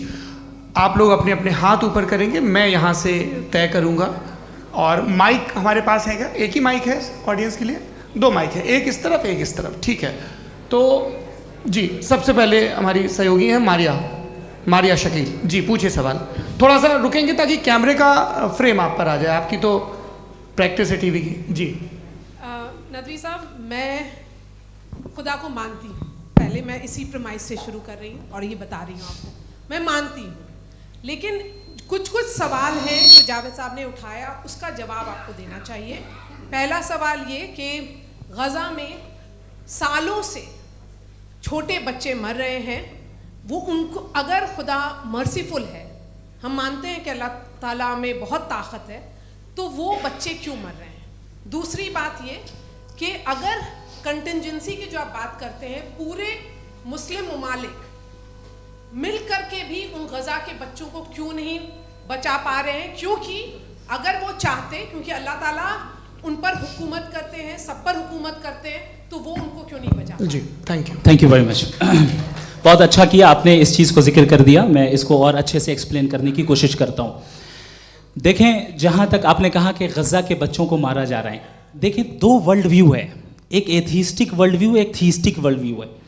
बच्चे मर रहे हैं दोनों वर्ल्ड व्यू में, लेकिन हमारा वर्ल्ड व्यू कह रहा है कि रिकॉम्पेंस है, ये कह रहे हैं कि उनका मरना बेकार जाने वाला है, कोई उसका रिकॉम्पेंस नहीं है, चूँकि इनके यहाँ आखिरत और अल्लाह का कोई तसव्वुर या गॉड का कोई तसव्वुर नहीं है। आपने ये सवाल किया कि गॉड मर्सीफुल है, क्यों नहीं रोकता? ये मैंने बताया कि ये मिसकंसेप्शन है लोगों के दरमियान कि गॉड को सिर्फ मर्सीफुल और ओमनीपोटेंट समझते हैं। गॉड के सिर्फ यही 2 एट्रीब्यूट्स नहीं हैं, गॉड के कई सारे एट्रीब्यूट्स हैं, उनमें से अल हकीम भी है, उनमें से ऑल वाइज भी है, ऑल नोइंग भी है। लिहाजा अगर इस दुनिया में किसी को तकलीफ आ रही है और गॉड उसको नहीं रोक रहा है, वो इसलिए नहीं रोक रहा है चूंकि इंसानों को फ्री विल दिया गया है। ठीक इसी तरीके से अगर एक डॉक्टर किसी छोटे बच्चे को इंजेक्शन लगा रहा है, उसे तकलीफ पहुंच रही है, उसके लिमिटेड पर्सपेक्टिव के एतबार से ये गलत हो रहा है और डॉक्टर बुरा है। लेकिन जब आप ब्रॉडर पिक्चर को देखेंगी, आपके और हमारे पास सिर्फ एक पिक्सल है, हमें इतना नजर आ रहा है कि गज़ा में कत्ल हो रहा है, लेकिन इसके पीछे कितना रिकॉम्पेंस उनको मिलने वाला है, पूरा पिक्चर गॉड के पास है। तो एक पिक्सल से आप पूरे पिक्चर को कभी भी जज नहीं कर सकती। आप इसमें कुछ जोड़ना चाहेंगे? आपको कुछ बोलना है इसमें? भैया आपने बहुत अच्छा जस्टिफिकेशन दिया, या आप वो जो वहाँ के प्राइम मिनिस्टर इजराइल के उन्हें भेजिए, वो बहुत खुश होंगे। आप जस्टिफिकेशन दे देना कि अगर गॉड नहीं है तो बच्चे क्यों मर रहे हैं, आप बताएं। वो ये सवाल पूछ रहे हैं कि अगर आप ईश्वर का अस्तित्व नहीं मानते हैं तो उन बच्चों की मौत को आप कैसे इंटरप्रेट करते हैं? भाई ये दुनिया जो है, जो ताकतवर लोग होते हैं वो एक नाइंसाफ़ी करते हैं। तो ये अच्छा काम है आपके नज़दीक, तो नेचर नाइंसाफ़ी पे मबनी है। अरे मेरे भाई, आप नेचर की कहाँ बात कर, मैं तो इंसान की बात जी, कर। तो फिर जब मैं इंसान की बात कर रहा था, आप नेचर की बात करने लग गए। क्रॉस एग्जामिनेशन नहीं। हाँ, अब आप मुझे बोलने नहीं देंगे तो अलग बात है, आप बोलिए, मुझे कोई जल्दी नहीं। जी नहीं, ये क्रॉस एग्जामिनेशन है। मुझे बोल तो लेने दीजिए। जी बोलिए। क्या बात ये है कि ह्यूमन सोसाइटी तभी साथ में रह सकती है जब वो मोहब्बत से, एकता से, एक दूसरे के एहतराम करके रहे। इसके अलावा पॉसिबल नहीं है, अकेले तो इंसान रह नहीं सकता। वहाँ पर कुछ लोग हैं जो फाउल करते हैं, वो फाउल हम हमेशा से तारीख में होता आया है। आज ये हो रहा है, जो हो रहा है बहुत बुरा हो रहा है, बहुत जालिमाना है, बहुत जाबराना है। उसको आप कहें कि ये बच्चों को कॉम्पनसेशन मिल जाएगा या इसकी इंजेक्शन है, इंजेक्शन तो हेल्थ के लिए दिया जाता है। आप ये कह रहे हैं कि ये बच्चों की जो धज्जियाँ उड़ रही हैं ये इंजेक्शन है, ये टेस्ट है, ये टेस्ट है, और उस टेस्ट में उनको ऐसा रिकॉम्पेंस मिलेगा जो आपके तसव्वुर के बाहर है। ये आप 3 बरस के बच्चे को बारूद से उड़ा के टेस्ट ले रहे हैं। वाह, वो नहीं ले रहा है, खुदा नहीं उड़ा रहा है, इजराइल उड़ा रहा है। जी, ये तो उसको कंडेम करें। अगला सवाल लेते हैं प्रोफेसर पुरुषोत्तम अग्रवाल। मुफ्ती साहब, एक निवेदन आपसे है कम से कम थोड़ा सा माइक क्लोज एक रिलीजियस और फिलोसफिकल कर मैम प्लीज। एक रिलीजियस और फिलोसफिकल ट्रेडिशन है जो ब्रह्मांड को यानी यूनिवर्स को ही अंतिम मानती है। सर्वम खलु इदम ब्रह्मम, this is Chandogya Upanishad, and it completely rules out the existence और नेसेसिटी, आपके शब्दों में necessity of a creator, the creation itself is the creator. तो एक मिनट प्लीज। दूसरा जो सवाल आपने अभी जो आप बार बार कह रहे हैं कि भगवान विद्वान भी है, वाइज, सब जानने वाला, तो अगर विजडम में दुनिया भर के पापों और अत्याचारों को बर्दाश्त करना शामिल है, तो फिर इसका मतलब ये हुआ कि अगर मैं फ्री विल से उसको अपोज करता हूं तो ईश्वर की विजडम और मेरी फ्री विल में कॉन्ट्राडिक्शन है। Because when I am opposing whatever is happening in Gaza, then I am opposing the God's will और गॉड्स विजडम। जवाब लेते हैं क्योंकि तो गॉड की विजडम में, एक मिनट सर प्लीज सर, ये एक जुमला, गॉड की विजडम है कि गाजा में जो कुछ हो रहा है वो हो रहा है, मैं उसका अपोज कर रहा हूं, तो मैं गॉड की विजडम के खिलाफ जा रहा हूं। एक सवाल। दूसरा ये नहीं आपने दो ऑलरेडी। सर आप और सवाल कर लें, लेकिन मुझे दो जवाब दे सर, दीजिए। पहले आपने ये कहा, सुनिए मेरी बात सुनिए। भाई इजराइल के गॉड के मुताबिक तुम्हारा ठीक हो रहा है ना? नहीं हो रहा है, ठीक नहीं हो रहा है, मैं बता रहा हूँ क्या हो रहा है। आप तशरीफ रखिए, मैं बता रहा हूँ क्या हो रहा है। Let me complete please. एक सेकंड गाइस, एक सेकंड। ये देखिए ऐसा है कि ये सब बड़ा आपस में विचार विमर्श के बाद ये तय हुआ था कि कुछ नियम बना लिए जाएं ताकि एक टाइम बाउंड बातचीत चले। और भाई साहब आप बड़ा ज़रूरी काम कर रहे हैं, लेकिन कैमरे के फ्रेम में आके उस काम को गड़बड़ कर दे रहे हैं। ठीक है गुरु, अब मेरे को कहीं का गुस्सा कहीं निकालना था, सॉरी। नहीं कोई गुस्सा नहीं है जी। तो प्रोफेसर ने सवाल पूछे, आप उनके जवाब दें, और थोड़ा ये सब लोग थोड़ा ख्याल रखें भाई, सवाल संक्षिप्त रखें जी। आपने दो सवाल किए। सबसे पहला ये कहा कि हमारे पास ये कॉन्सेप्ट है कि ये यूनिवर्स खुद नेसेसरी बीइंग है, creation itself is the creator. How irrational is this कि मैं एग्जिस्ट करूंगा बाद में, लेकिन अभी एग्जिस्ट कर भी रहा हूं, यानी एक ही टाइम में एग्जिस्ट भी कर रहे हैं, नहीं भी कर रहे हैं। This is not true. दूसरी चीज आपने कहा कि अगर इजराइल में, सॉरी माफ कीजिएगा, Israel doesn't exist, occupied Palestine में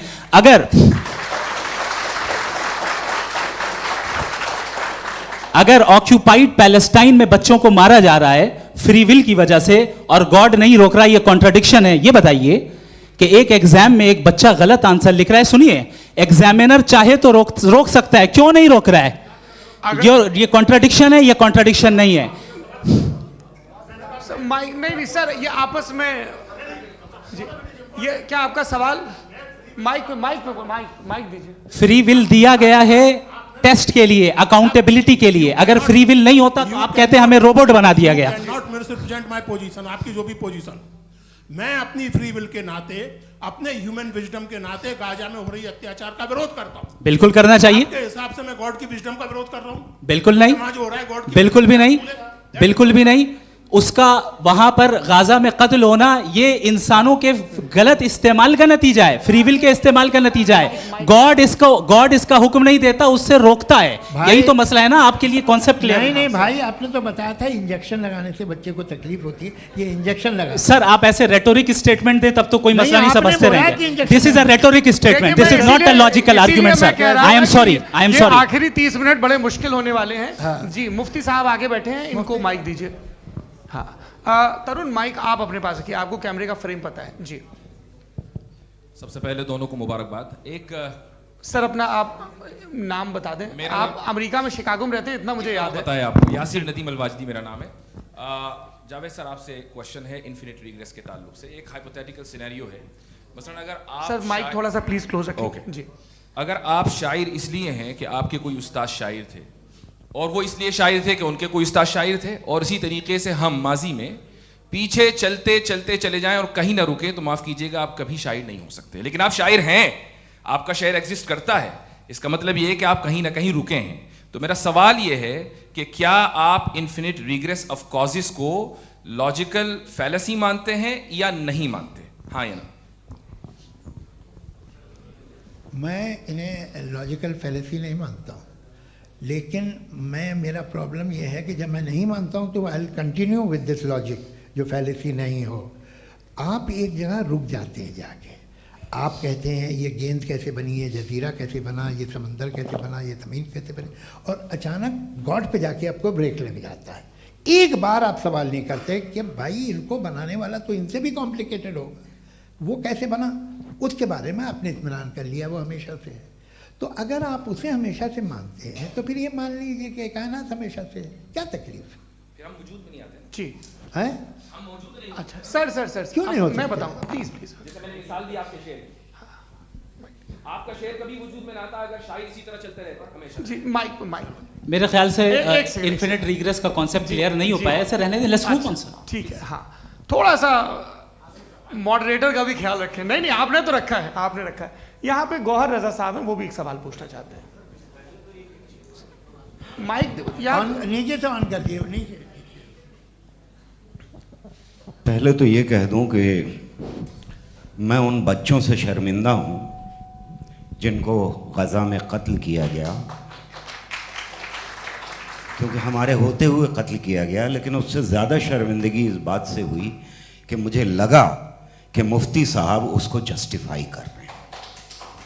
बिल्कुल भी नहीं, आप बहुत ही गलत मुझे लगा मैं गलत हो सकता हूं। बिल्कुल गलत मैं है। सवाल पूछ रहा हूं, सवाल मैं देखिए, सवाल अगर पूछ रहा हूं। एक सेकंड, मैं जावेद भाई से डिसएग्री करता हूं। एक सेकंड देखिए, अगर देखिए ऐसा, एक सेकंड आप सर वेट अरे आप कुछ मेरे पहले मुझे अपनी बात कह लेने दीजिए। अगर ऑडियंस तय करेगी तो फिर मॉडरेटर का मतलब नहीं। मेरा आप सबसे ये कहना है, ये बहस दो लोगों के बीच में है, एक तरफ मुफ्ती साहब, एक तरफ जावेद साहब। पिछले 1.5 घंटे से ये लोग अपने अपने तर्क रख रहे हैं। आपकी इनसे इत्तेफाकी हो सकती है, ना इत्तेफाकी हो सकती है। मेरे उस्ताद मुझे सिखा गए हैं कि मुखामुखम में असहमति की गुंजाइश बची रहनी चाहिए। अगर मैं आपकी बहुत इज्जत करता हूँ गौहर साहब, आपने जो कमाल की किताबें लिखी, साइंटिफिक टेम्परामेंट, लेकिन मेरी ये गुजारिश है आप सब से कि यदि आप इन लोगों ने जो बोला उन पर टिप्पणियां करेंगे तो ना वक्त की पाबंदी रहेगी, ना वो अनुशासन। आप सवाल पूछ लें, उस सवाल में जो बात आ जाए वो आ जाए। मैं जावेद साहब से डिसएग्री करता हूं, इसलिए जावेद साहब से सवाल पूछ रहा हूं। आपका सवाल जावेद अख्तर साहब से। और सवाल ये है मेरा कि जावेद साहब ने कई बार लॉजिक का इस्तेमाल किया कि साइंस में लॉजिक है और रिलीजन में लॉजिक नहीं है। मेरा ख्याल ये है कि रिलीजन में भी लॉजिक है, लेकिन उस लॉजिक की बेसिस ये है कि आप रुक जाते हैं, जिसका जिक्र जावेद साहब ने बार बार किया, यानी खुदा के तसव्वुर पे आते हुए, गॉड के तसव्वुर पे आते हुए रुक जाते हैं। और इसमें सवाल पूछना मतलब फॉरबिडन होता है। सवाल ये है कि क्या जावेद साहब इससे एग्री करते हैं कि साइंस की लॉजिक अलग है और रिलीजन की लॉजिक अलग है? बताइए सर। देखिए, 3 चीज़ें हैं, साइंस है, एक है मंतिक है, इस्तिदलाल है, और एक जो है कुछ भी नहीं है, फेथ है, अकीदा है। मैं अकीदे की लॉजिक का कायल नहीं हूँ। मुझे आप इस्तिदलाल से, लॉजिक से, रीज़न से समझाइए, मैं मानने को तैयार हूँ, मेरा क्या नुकसान होगा।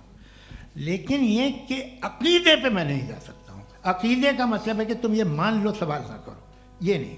आप सारी बातें करके, बड़ी साइंटिफिक बातें करके एक जगह जाके खुदा के वजूद पे रुक जाते हैं, सरेंडर कर देते हैं। मैं सरेंडर करने को तैयार नहीं। That's all. जी, ये आगे सर बैठे हुए हैं, इनको माइक दीजिए। भाई वो आप पूछना चाह रहे थे ना भाई? हाँ, नहीं मैं ये थैंक यू जी। आपका नाम? आसिम इफ्तिखार। आसिम जी, पूछिए। सर, जावेद सर से सवाल है कि आपने अपने माइक थोड़ा करीब रखिए। अपने क्लोजिंग स्टेटमेंट में ये बात कही थी कि मज़हब का जो फ्यूचर है वो ज़्यादा दिन नहीं जाने वाला है। लेकिन मैं देख पा रहा हूँ कि जो ऑक्सफोर्ड यूनिवर्सिटी की एक स्टडी है 2011 में हुई है, जिसके 50 एकेडमिशियंस ने इसको अंजाम दिया था, उसमें वो ये कहते हैं कि जो फेथ इन गॉड है वो इनबिल्ट है ह्यूमन नेचर के अंदर, जिसको हम कहते हैं फितरत के अंदर शामिल है वो। और वो ये कहते हैं कि अगर कोई ये समझता है कि मज़हब को वो ख़त्म कर देगा तो ये उसकी गलत फहमी है। तो आप इसके बारे में, इस स्टडीज़ के बारे में क्या कहते हैं? ठीक है, मैं उनसे एग्री नहीं करता हूँ। वो कौन से प्रोफेसर होंगे? ऐसा उनके क्या पास डेटा है, इन्होंने डेटा के बेस होगा। डेटा क्या हो सकता है? फ्यूचर का डेटा तो नहीं हो सकता ना उनके पास, प्रेजेंट का डेटा हो सकता है। डेटा आपने सुना 100 साल पहले का, बाद का डेटा मैंने तो नहीं सुना आज तक। तो आज उनकी ये राय है और होगी राय, ठीक है, दुनिया में तरह तरह की राय है लोग, लेकिन मैं समझता हूँ कि वक्त के साथ इंसान ज़्यादा से ज़्यादा रीज़नेबल और लॉजिकल होता जा रहा है। आज आप देखिए वेस्टर्न यूरोप में क्या परसेंटेज है नॉन बिलीवर्स की, बहुत हाई, वहाँ चर्च खाली पड़े होते हैं। तो अल्टीमेटली तो इंसान कोई ऐसी बात बहुत अरसे तक नहीं मान सकेगा, चाहे गलत या सही, जो उसे उसके दिमाग को, उसके जहन को, उसकी लॉजिक को अपील न करे। वो कह रहे हैं तो ऑक्सफोर्ड के होंगे तो कैम्ब्रिज के होंगे, तो मुझे क्या लेना देना, उनका डेटा मुस्तकबिल का नहीं हो सकता है। जी दीपक, हाँ पूछिए। मैं आऊँगा, अभी पीछे की साइड भी आऊँगा, माइक वहीं भेजूंगा 2-3 साल के लिए। जी जावेद साहब, आपसे सवाल है। नमस्ते अरे भाई सर, अगर आप ही लोग तय करना है तो फिर 200 लोग तय कर लें। ये एक साहब पूछ नहीं रहे सर, हैं। Please don't do this sir, everybody has a right sir, but we can only take Okay. Selected questions.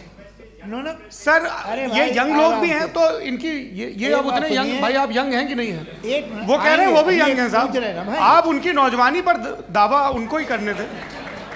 हाँ मुफ्ती साहब आप यंग, हाँ पूछे। अरे भैया सर, मेरा सवाल ये है। कुछ इनसे भी तो पूछो। जी हाँ, नहीं, बस आपसे एक सवाल है। जैसे थीस्टों के पास अपने जो ईश्वर को मानते हैं, उनके पास अपने सोशल गेट टुगेदर्स हैं। 5 रोज़ा क्रिसमस आने वाला है, होली है, दिवाली है, ईद है। एथिस्ट क्या ऑफर कर रहे हैं? मतलब मैं इनकी दुकान से बोलूँ, मैं आना चाहता हूँ उस तरफ, पर मैं अट्रैक्ट नहीं हो पा रहा हूँ। मैं सोशल गेट टुगेदर्स क्या है आपके पास? वो ये कह रहे हैं कि जो धार्मिक लोग हैं, अलग अलग धर्म के लोग, उनके उत्सव त्योहार हाँ, कॉन्ग्रीगेशन बड़ी अच्छी बहुत बात। हैं। अब आपको मैं एक सुनाता हूँ, यहाँ हिस्टोरियन भी बैठे हैं। मृदुला जी आप बताइएगा सही है कि नहीं। ये एक कॉन्स्टेंटाइन, एक ग्रीक रोमन बादशाह था, जो क्रिश्चियनिटी आने के 400 साल बाद उसने डिसाइड किया कि मैं क्रिश्चियन हो जाऊंगा, मेरी पूरी स्टेट कैंसिल हो जाएगी। उस ज़माने में ऐसे ही होता था, राजा जो धर्म इख्तियार करता था वो जनता भी कर लेती थी, इसलिए कि वो हो गया था बैंकरप्ट, और उसे जो मेडिटेरियन कोस्ट के रिच क्रिश्चियन वो थे मर्चेंट, उससे पैसा चाहिए था। तो उसने कहा यार क्रिश्चियन हो जाओ। तो उसने अपने वजीर से कहा कि भाई ये हिस्ट्री है कि अब हम लोग क्रिश्चियन हो जाते हैं। पहले सर हो जाएंगे, कोई प्रॉब्लम नहीं है, लेकिन एक प्रॉब्लम ये है कि 17 दिसंबर से 25 दिसंबर तक जो पेगन फेस्टिवल होता, जो पेगन्स थे वो लोग, जो फेस्टिवल होता है वो बंद हो जाएगा, इसलिए कि हम क्रिश्चियन हो गए तो होगा नहीं। तो वो बच्चों को बहुत बुरा लगेगा, पब्लिक को बहुत इन्जॉय करते हैं, ख़ासतौर से 25 को मेन डे। उसने कहा हाँ ये तो सही कह रहे हो, ये जीसस क्राइस्ट की पैदाइश कब थी? कहते साहब वो अप्रैल में थी। नहीं, कट करो, वो 25 दिसंबर को है। ये हकीकत है जी। और 400 साल बाद क्रिश्चियनिटी के अप्रैल से दिसंबर ले आए, और इसलिए कि यहाँ पेगन फेस्टिवल होता था। अब मनाते हैं आप आराम से। ये जो सारे फेस्टिवल हैं ये रिलीजन से, हर एक को एक इंटरटेनमेंट डिपार्टमेंट चाहिए होता है अपनी कंपनी चलाने के लिए। तो ये रिलीजन ने, ये सेकुलर त्यौहार थे जिन्हें रिलीजन्स ने ले लिया है। ये मौसम के थे, फसलों के थे, किसानों के थे, उसको आपने लेके रिलीजियस रंग दे दिया। ये कोई रिलीजन से थोड़ी आए आप। अच्छा हमें देखिए, हम तो मुल्द हैं, हम ईद मनाते हैं, हम दिवाली मनाते हैं, हम होली मनाते हैं, हम क्रिसमस मनाते हैं। बम्बई की फिल्म इंडस्ट्री की सबसे बड़ी होली हमारे घर में होती है, सबसे बड़ी ईद हमारे घर में होती है। वो हमारी सोशल वो है, हमारे हेरिटेज है। ऐसा थोड़ी है कि we will throw the baby along with the water. ये तो अच्छी चीज़ है, इन्हें रखो, जो बेकार है फेंक दो। जी हाँ हेलो जी, मेरा सवाल नादवी जी से है। जैसा कि आपने बोला कि गॉड टाइम के भी परे हैं, और गॉड इतनी कॉम्प्लेक्स चीज़ है कि उसे ह्यूमन माइंड समझ नहीं सकता, और गॉड ने अर्थ पे फ्री विल भी दे दी है। तो आप अपना वक्त ज़ाया क्यों कर रहे हैं गॉड के बारे में बात करके? अपन को तो बात करनी चाहिए कि सोसाइटी को बेहतर कैसे करें। जी। मैं गॉड वही बताता है सोसाइटी को कैसे बेहतर करे। अभी मैं आपका जवाब देता हूँ। आपने कहा कि टाइम पे वो एग्जिस्ट नहीं करता, सो मेरा सवाल ये है कि जैसा आपने बोला कि गॉड बहुत ही कॉम्प्लेक्स चीज़ है। मैंने और कहा ही नहीं कि कॉम्प्लेक्स है, तो आपके अल्फाज हैं। कॉम्प्लेक्स का लफ्ज गॉड के लिए सुइटेबल नहीं है। क्यों? क्योंकि कॉम्प्लेक्स वो चीजें होती हैं जो ऑब्जेक्ट हो। God is not an object जिसको आप इंस्ट्रूमेंट के जरिए लेबोरेटरी में जाके टेस्ट करें, oh it's very complex. No, वो कोई कार का इंजन नहीं है। मेरा वो सवाल फिलोसॉफिकली नेसेसरी बीइंग ऐसी बीइंग है जो सिंपल बीइंग है। हाँ, आप उसको मुकम्मल तौर पे उसकी तमाम हिकमतों को जान ले और हर चीज़ को जान ले, ये पॉसिबल नहीं है, क्योंकि वो ऑल वाइज है, आप ऑल वाइज नहीं है, और वो खुदा है, वो आपको सारी चीज़ें बता दे, ये ज़रूरी नहीं।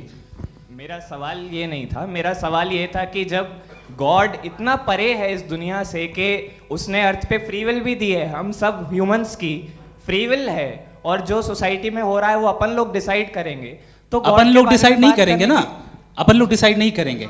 गॉड जो है, गॉड ने वो उसकी जात, उसकी एग्जिस्टेंस टाइम एंड स्पेस से परे है, लेकिन वो हमारा टेस्ट ले रहा है और उसी गॉड ने हमें बताया कि तुम्हें क्या करना है क्या नहीं करना है, तो जाहिर है उस गॉड की बात सुनेंगे ना। जी, वो पीछे एक चश्मा लगाए जो मैम खड़ी हैं, उनको दीजिए। हाँ, आप जी जी बिल्कुल आएंगे। देखिए मैं कोशिश कर रहा हूँ सब तरफ जाने की। हाँ, उनको दीजिए माइक। जी, हेलो सर, मैं ओमनी प्रेजेंट नहीं हूँ, टाइम पाबंद हूँ, और जहाँ तक कोशिश कर सकता हूँ करूँगा। जी, अपना नाम बताइए। मेरा नाम उर्सुला है, मैं दिल्ली यूनिवर्सिटी की एक स्टूडेंट हूँ और मैं स्टूडेंट फेडरेशन ऑफ इंडिया से हूँ। मेरा सवाल मुफ्ती जी से है कि इस हॉल के इस कमरे में बैठ के हम लोग रेप की मोरालिटी के बारे में फिलोसफिकली बात तो कर सकते हैं, बट असलियत ये है कि रोज़मर्रा की ज़िंदगी में औरतें रेप के थ्रू गुजरती हैं, और हम लोग सिर्फ नंबर्स पे इस तरह नहीं देख सकते, क्योंकि कितनी औरतें हैं इन कंट्रीज़ में जहाँ पे आप बता रहे हैं कि केसेस कम हैं, जिनका एक्सेस है कि वो जाके केस फाइल कर सकें।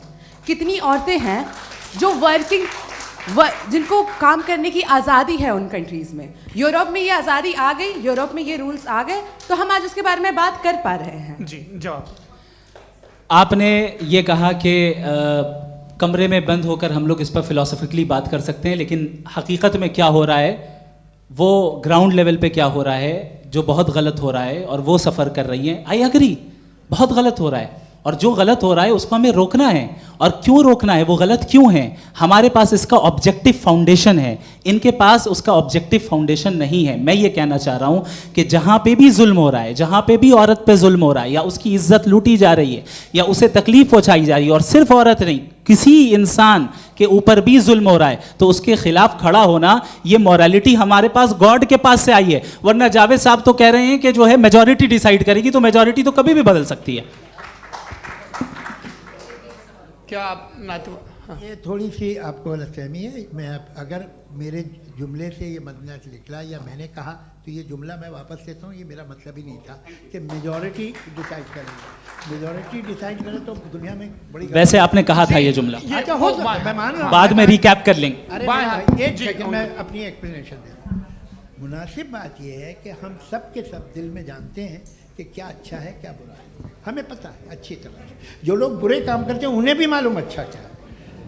यही तो सवाल था हजरत कि फिर ये मोरालिटी आई कहाँ से? Cross examination. हाँ जी, हाँ, मोरालिटी साथ रहने की डिजायर से आई है। यानी साथ रहकर जो कुछ कह दे, जो कुछ कर दे, वो हो जाएगा? नहीं नहीं, तो आप कायदे से रह ही कर सकते हैं जब तक लोगों में मोरालिटी हो, वरना क्यास हो जाएगा। ये आपको कैसे पता?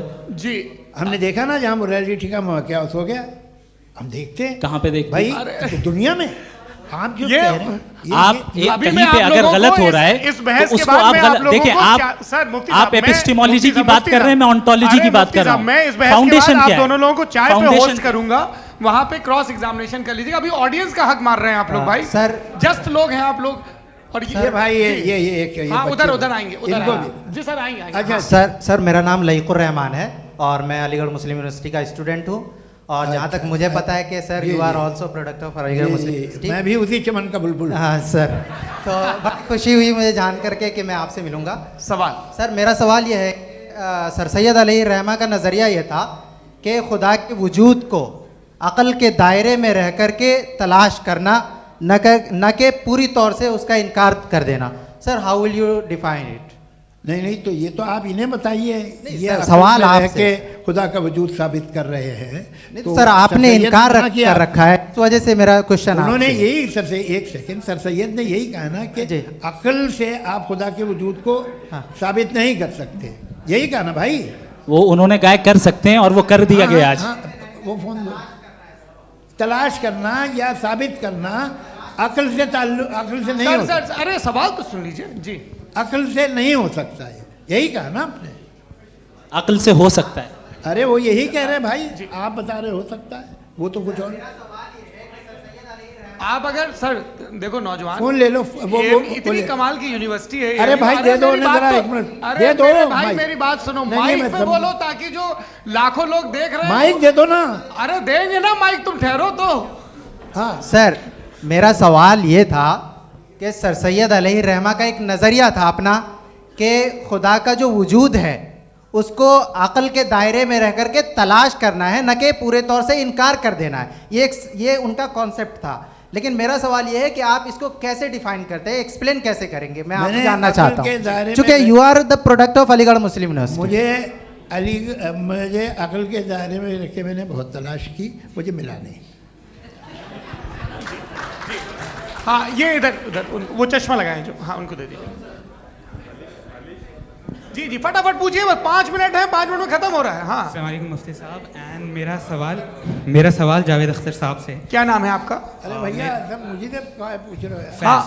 फैज पूछिए फैज साहब। तो मेरा सवाल ये है कि अभी जो एथियस्ट है वो problem of evil argument use कर रहे हैं अगेंस्ट मुस्लिम्स, राइट? कि इस दुनिया में इतना सारा ईविल है और अगेंस्ट मुस्लिम तो यहाँ अगेंस्ट थियस्ट। हाँ थोड़ा सा करेक्ट कर लीजिए भाई, पूरी मशक्कत ही इसी बात की थी कि किसी एक मजहब पे बात न टिके। जी, तो बेसिकली ये आर्ग्यूमेंट ऐसा है कि इस दुनिया में इतना ज़्यादा ईवल एग्जिस्ट करता है और अगर एक ऑल गुड गॉड है तो वो रोकता क्यों नहीं है? लेकिन इस सवाल में एक हिडन अजम्पशन ये है कि इस दुनिया में ईवल एग्जिस्ट करता है। अब एथियस्ट ये कैसे ऑन्टोलॉजिकली प्रूव कर सकते हैं कि इस दुनिया में ईवल एग्जिस्ट करता है? मैं आपको बताता हूँ, थोड़ा सा समझा। नहीं सर आप हम लोग इनको सुनने आए। नहीं please don't do that. I want to explain ontologically. नहीं हम समझ गए सर, इनको अब जवाब देने दीजिए। अच्छा सवाल पूछ लो। मैं अभी तक क्या था वो मैं थोड़ा सा ऐड ऑन कर लेता हूँ। तुम गुरु, तो हम जब इसका राउंड 13 करेंगे ना तब तुमको स्टेज पे बिठाएंगे। जी तो हाँ जल्दी से। तो देखिए एथियज्म के हिसाब से सब कुछ रैंडमली बन गया है, सब कुछ एटम्स और मॉलिक्यूल्स है। एक पत्थर में और मुझ में सिर्फ इतना फर्क है कि हम लोग एटम्स और मॉलिक्यूल्स का अलग अलग रीअरेंजमेंट है। अब एक पत्थर को कोई इंसान तलवार से 2 टुकड़ों में काट दे या मुझे, according to atheism it is same, there is no evil and good according to atheism. जी अच्छा, फैज साहब का सवाल ये है कि हाँ कोशिश भी करते तो इससे गलत सवाल नहीं कर पाते। एक लाइफ फॉर्म है और लाइफ फॉर्म में फीलिंग्स हैं, मतलब लाइफ फॉर्म सुनता है, देखता है, टेस्ट कर सकता है, फील कर सकता है। तो उसकी जो ये जो क्वालिटी इस बबल में आ गई हैं वो जानवर में भी है, इंसान में भी है। तो जाहिर है कि उसे कोई तकलीफ पहुंचेगी, तो चूंकि उसके पास वो सेंसिटिविटी है तो मैं करेगा। पत्थर में वो सेंसिटिविटी नहीं है। तो ये क्या सवाल हुआ कि अगर पत्थर को काटा तो पत्थर को तकलीफ नहीं होती, तो आपको काटे तो आपको क्यों तकलीफ हो? बैठ जाइए। जी हाँ अगला सवाल। हाँ पूछे जी जावेद अख्तर साहब। अरे भैया सब आप लोग मुफ्ती साहब को छोड़ रहे हैं, तो मेरे ही पीछे पड़े हैं क्या? फिर चलो बोलो भाई। You asked how God can exist when children die in Gaza. हाँ? You asked how God can exist when children die in Gaza, and you also mentioned the rise of atheism in Europe. But the same events also are leading many atheists and non-believers to turn towards faith.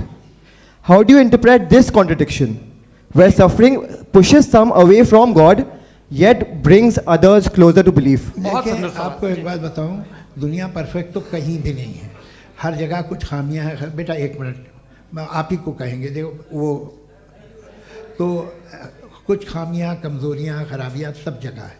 लेकिन अगर देखोगे ईमानदारी से कि दुनिया सबसे ज़्यादा महज़ब कहाँ है, एक आम शहरी को कहाँ हुकूक हासिल हैं, वो बोल सकता है, अपनी मर्ज़ी से काम कर सकता है, अपनी मर्ज़ी से राय दे सकता है, हुकूमत के ख़िलाफ़ बोल सकता है, बरसरे इक़्तिदार लोगों के बारे में बोल सकता है, सरमायादारों के ख़िलाफ़ बोल सकता है। तो आपको ये स्कैंडिनेवियन कंट्रीज़ में मिलेगा, वेस्टर्न यूरोप में मिलेगा। मैं नहीं कह रहा वो परफेक्ट है, बिल्कुल नहीं, वहाँ बहुत ख़राबियाँ भी हैं, परफेक्ट तो कोई।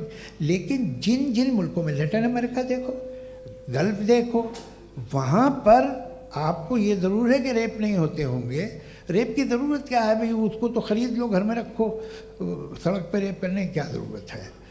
मगर सुनिए, मगर हकीकत ये है कि वहाँ शख्सी आज़ादी राय देने की, बोलने की नहीं है। जी ये एक आखिरी सवाल मुफ्ती साहब से। हाँ मैम, इनको माइक दीजिए। शुक्रिया। मेरा नाम मनीषा है, मैं हरियाणा से आई हूँ। मैं मुफ्ती साहब से एक बात पूछना चाहती हूँ। आप बार बार जावेद साहब को कॉन्ट्राडिक्ट तो कर रहे हैं कि आपने ये कहा, लेकिन आप भी अजम्पशंस के बेसिस पे बात कर रहे हैं। आपने खुदा के होने का कौन सा प्रूफ पेश किया है खुदा की एग्जिस्टेंस का? अब इस सवाल को अलग रहने दीजिए, कौन एथीस्ट है कौन नहीं है। और दूसरी बात जो आपने एक छोटी सी कही थी कि ये फ्री विल का इस्तेमाल करता है इंसान अपनी, लेकिन इस फ्री विल का इस्तेमाल में मतलब खुदा ने ये दे दी सबको ये इजाज़त कि वो कितना घिनौनापन और कितने ज़्यादा ख़राब से ख़राब तरीके इस्तेमाल कर सकता है। जवाब सुनते जी। आप फ्री विल को मानती है ना, या अब कहती है कि फ्री विल नहीं है ना, मानती है ना?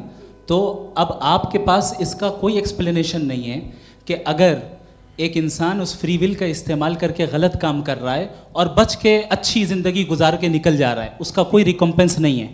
हमारे वर्ल्ड व्यू में जो इंसान गलत काम कर रहा है उसको भी रिकम्पेंस यानी उसका बुरा बदला मिलना है, और जो सही काम कर रहा है उसको सही बदला मिलना है। लिहाजा जो फ्री विल है वो इस तरीके से है कि एक लिमिटेड टाइम तक खुदा ने मोहलत दी है। ऐसा नहीं कि छूट दे दी, जो करना है करते रहो हमेशा। वक्त आएगा जब एग्जाम का टाइम खत्म होगा तब रिजल्ट आएगा। दौराने एग्जाम जबरदस्ती आपको नहीं बताया जाएगा। अरे भाई एक सेकंड, जी, एक सवाल मुफ्ती साहब से मेरा, मुफ्ती साहब से एक सवाल। रुक जाइए, आपसे फोन, आप इसके बाद आपसे यहीं रहेंगे वो। हाँ, बोलिए। मैं मुफ्ती साहब एक ही सवाल करता हूँ कि अगर जो हो रहा है फ्री विल से हो रहा है और एक दिन बरोज़ क़यामत इंसाफ होगा मैशर में वगैरह वगैरह, तो दुआ क्यों मांगते हैं लोग? दुआ मांगते हैं इसके मतलब है अभी भी उसने ये डिपार्टमेंट रखा है कि मैं रोज़मर्रा की ज़िंदगी में बिल्कुल बिल्कुल ही कैन। तो तुम कैन हो, तुम मुझे नौकरी दिला देते हो, मेरे बेटे को ग्रीन कार्ड दिला देते हो, और 45,000 बच्चे मरते हो उन्हें रोकते नहीं हो। नहीं तो क्या आप ये कह रहे हैं कि इस दुनिया में जालिमों को कभी पकड़ ही नहीं होती है? अरे जो भी पकड़ होगी वो बच्चे रोते हैं। बिल्कुल, देखिए मैंने अपने ओपनिंग स्टेटमेंट में यही कहा था कि जनाब जावेद साहब सिर्फ इमोशनल आर्गुमेंट देंगे। This is an emotional argument. ये छोटे मोटे इसके पीछे का रीजन मैंने बताया क्या है, इसके पीछे का विजडम क्या है मैंने बताया। मंच से आप लोगों को सज्जनों इसलिए कह रहा हूं ताकि थोड़ा सा आपके कॉन्शियस पे जोर रहे कि आपको ऑर्डर बचा के रखना है। वक्त तय हुआ था, ये वक्त पूरा हुआ, आपने इतने धैर्यपूर्वक सुना, मैं आप सबका बहुत बहुत शुक्रगुजार हूं। यदि इन दोनों विद्वानों की इच्छा होगी तो कभी हम इस बातचीत का राउंड 2, राउंड 3, यही तो देखिए खूबी है इंसान की कि बहस मुबाहसे में वो पड़ा रहता है। आप लोगों ने बड़े धैर्य का परिचय दिया, बहुत बहुत शुक्रिया। इसी के साथ ये बातचीत यहाँ पे समाप्त होती है। आप लोग को मैं एक बात बता दूं, ये सारी बहस हो गई, अब मुफ्ती साहब और बड़े मुफ्ती साहब इन साथ के साथ मैं खाना खाने वाला हूँ। अच्छा।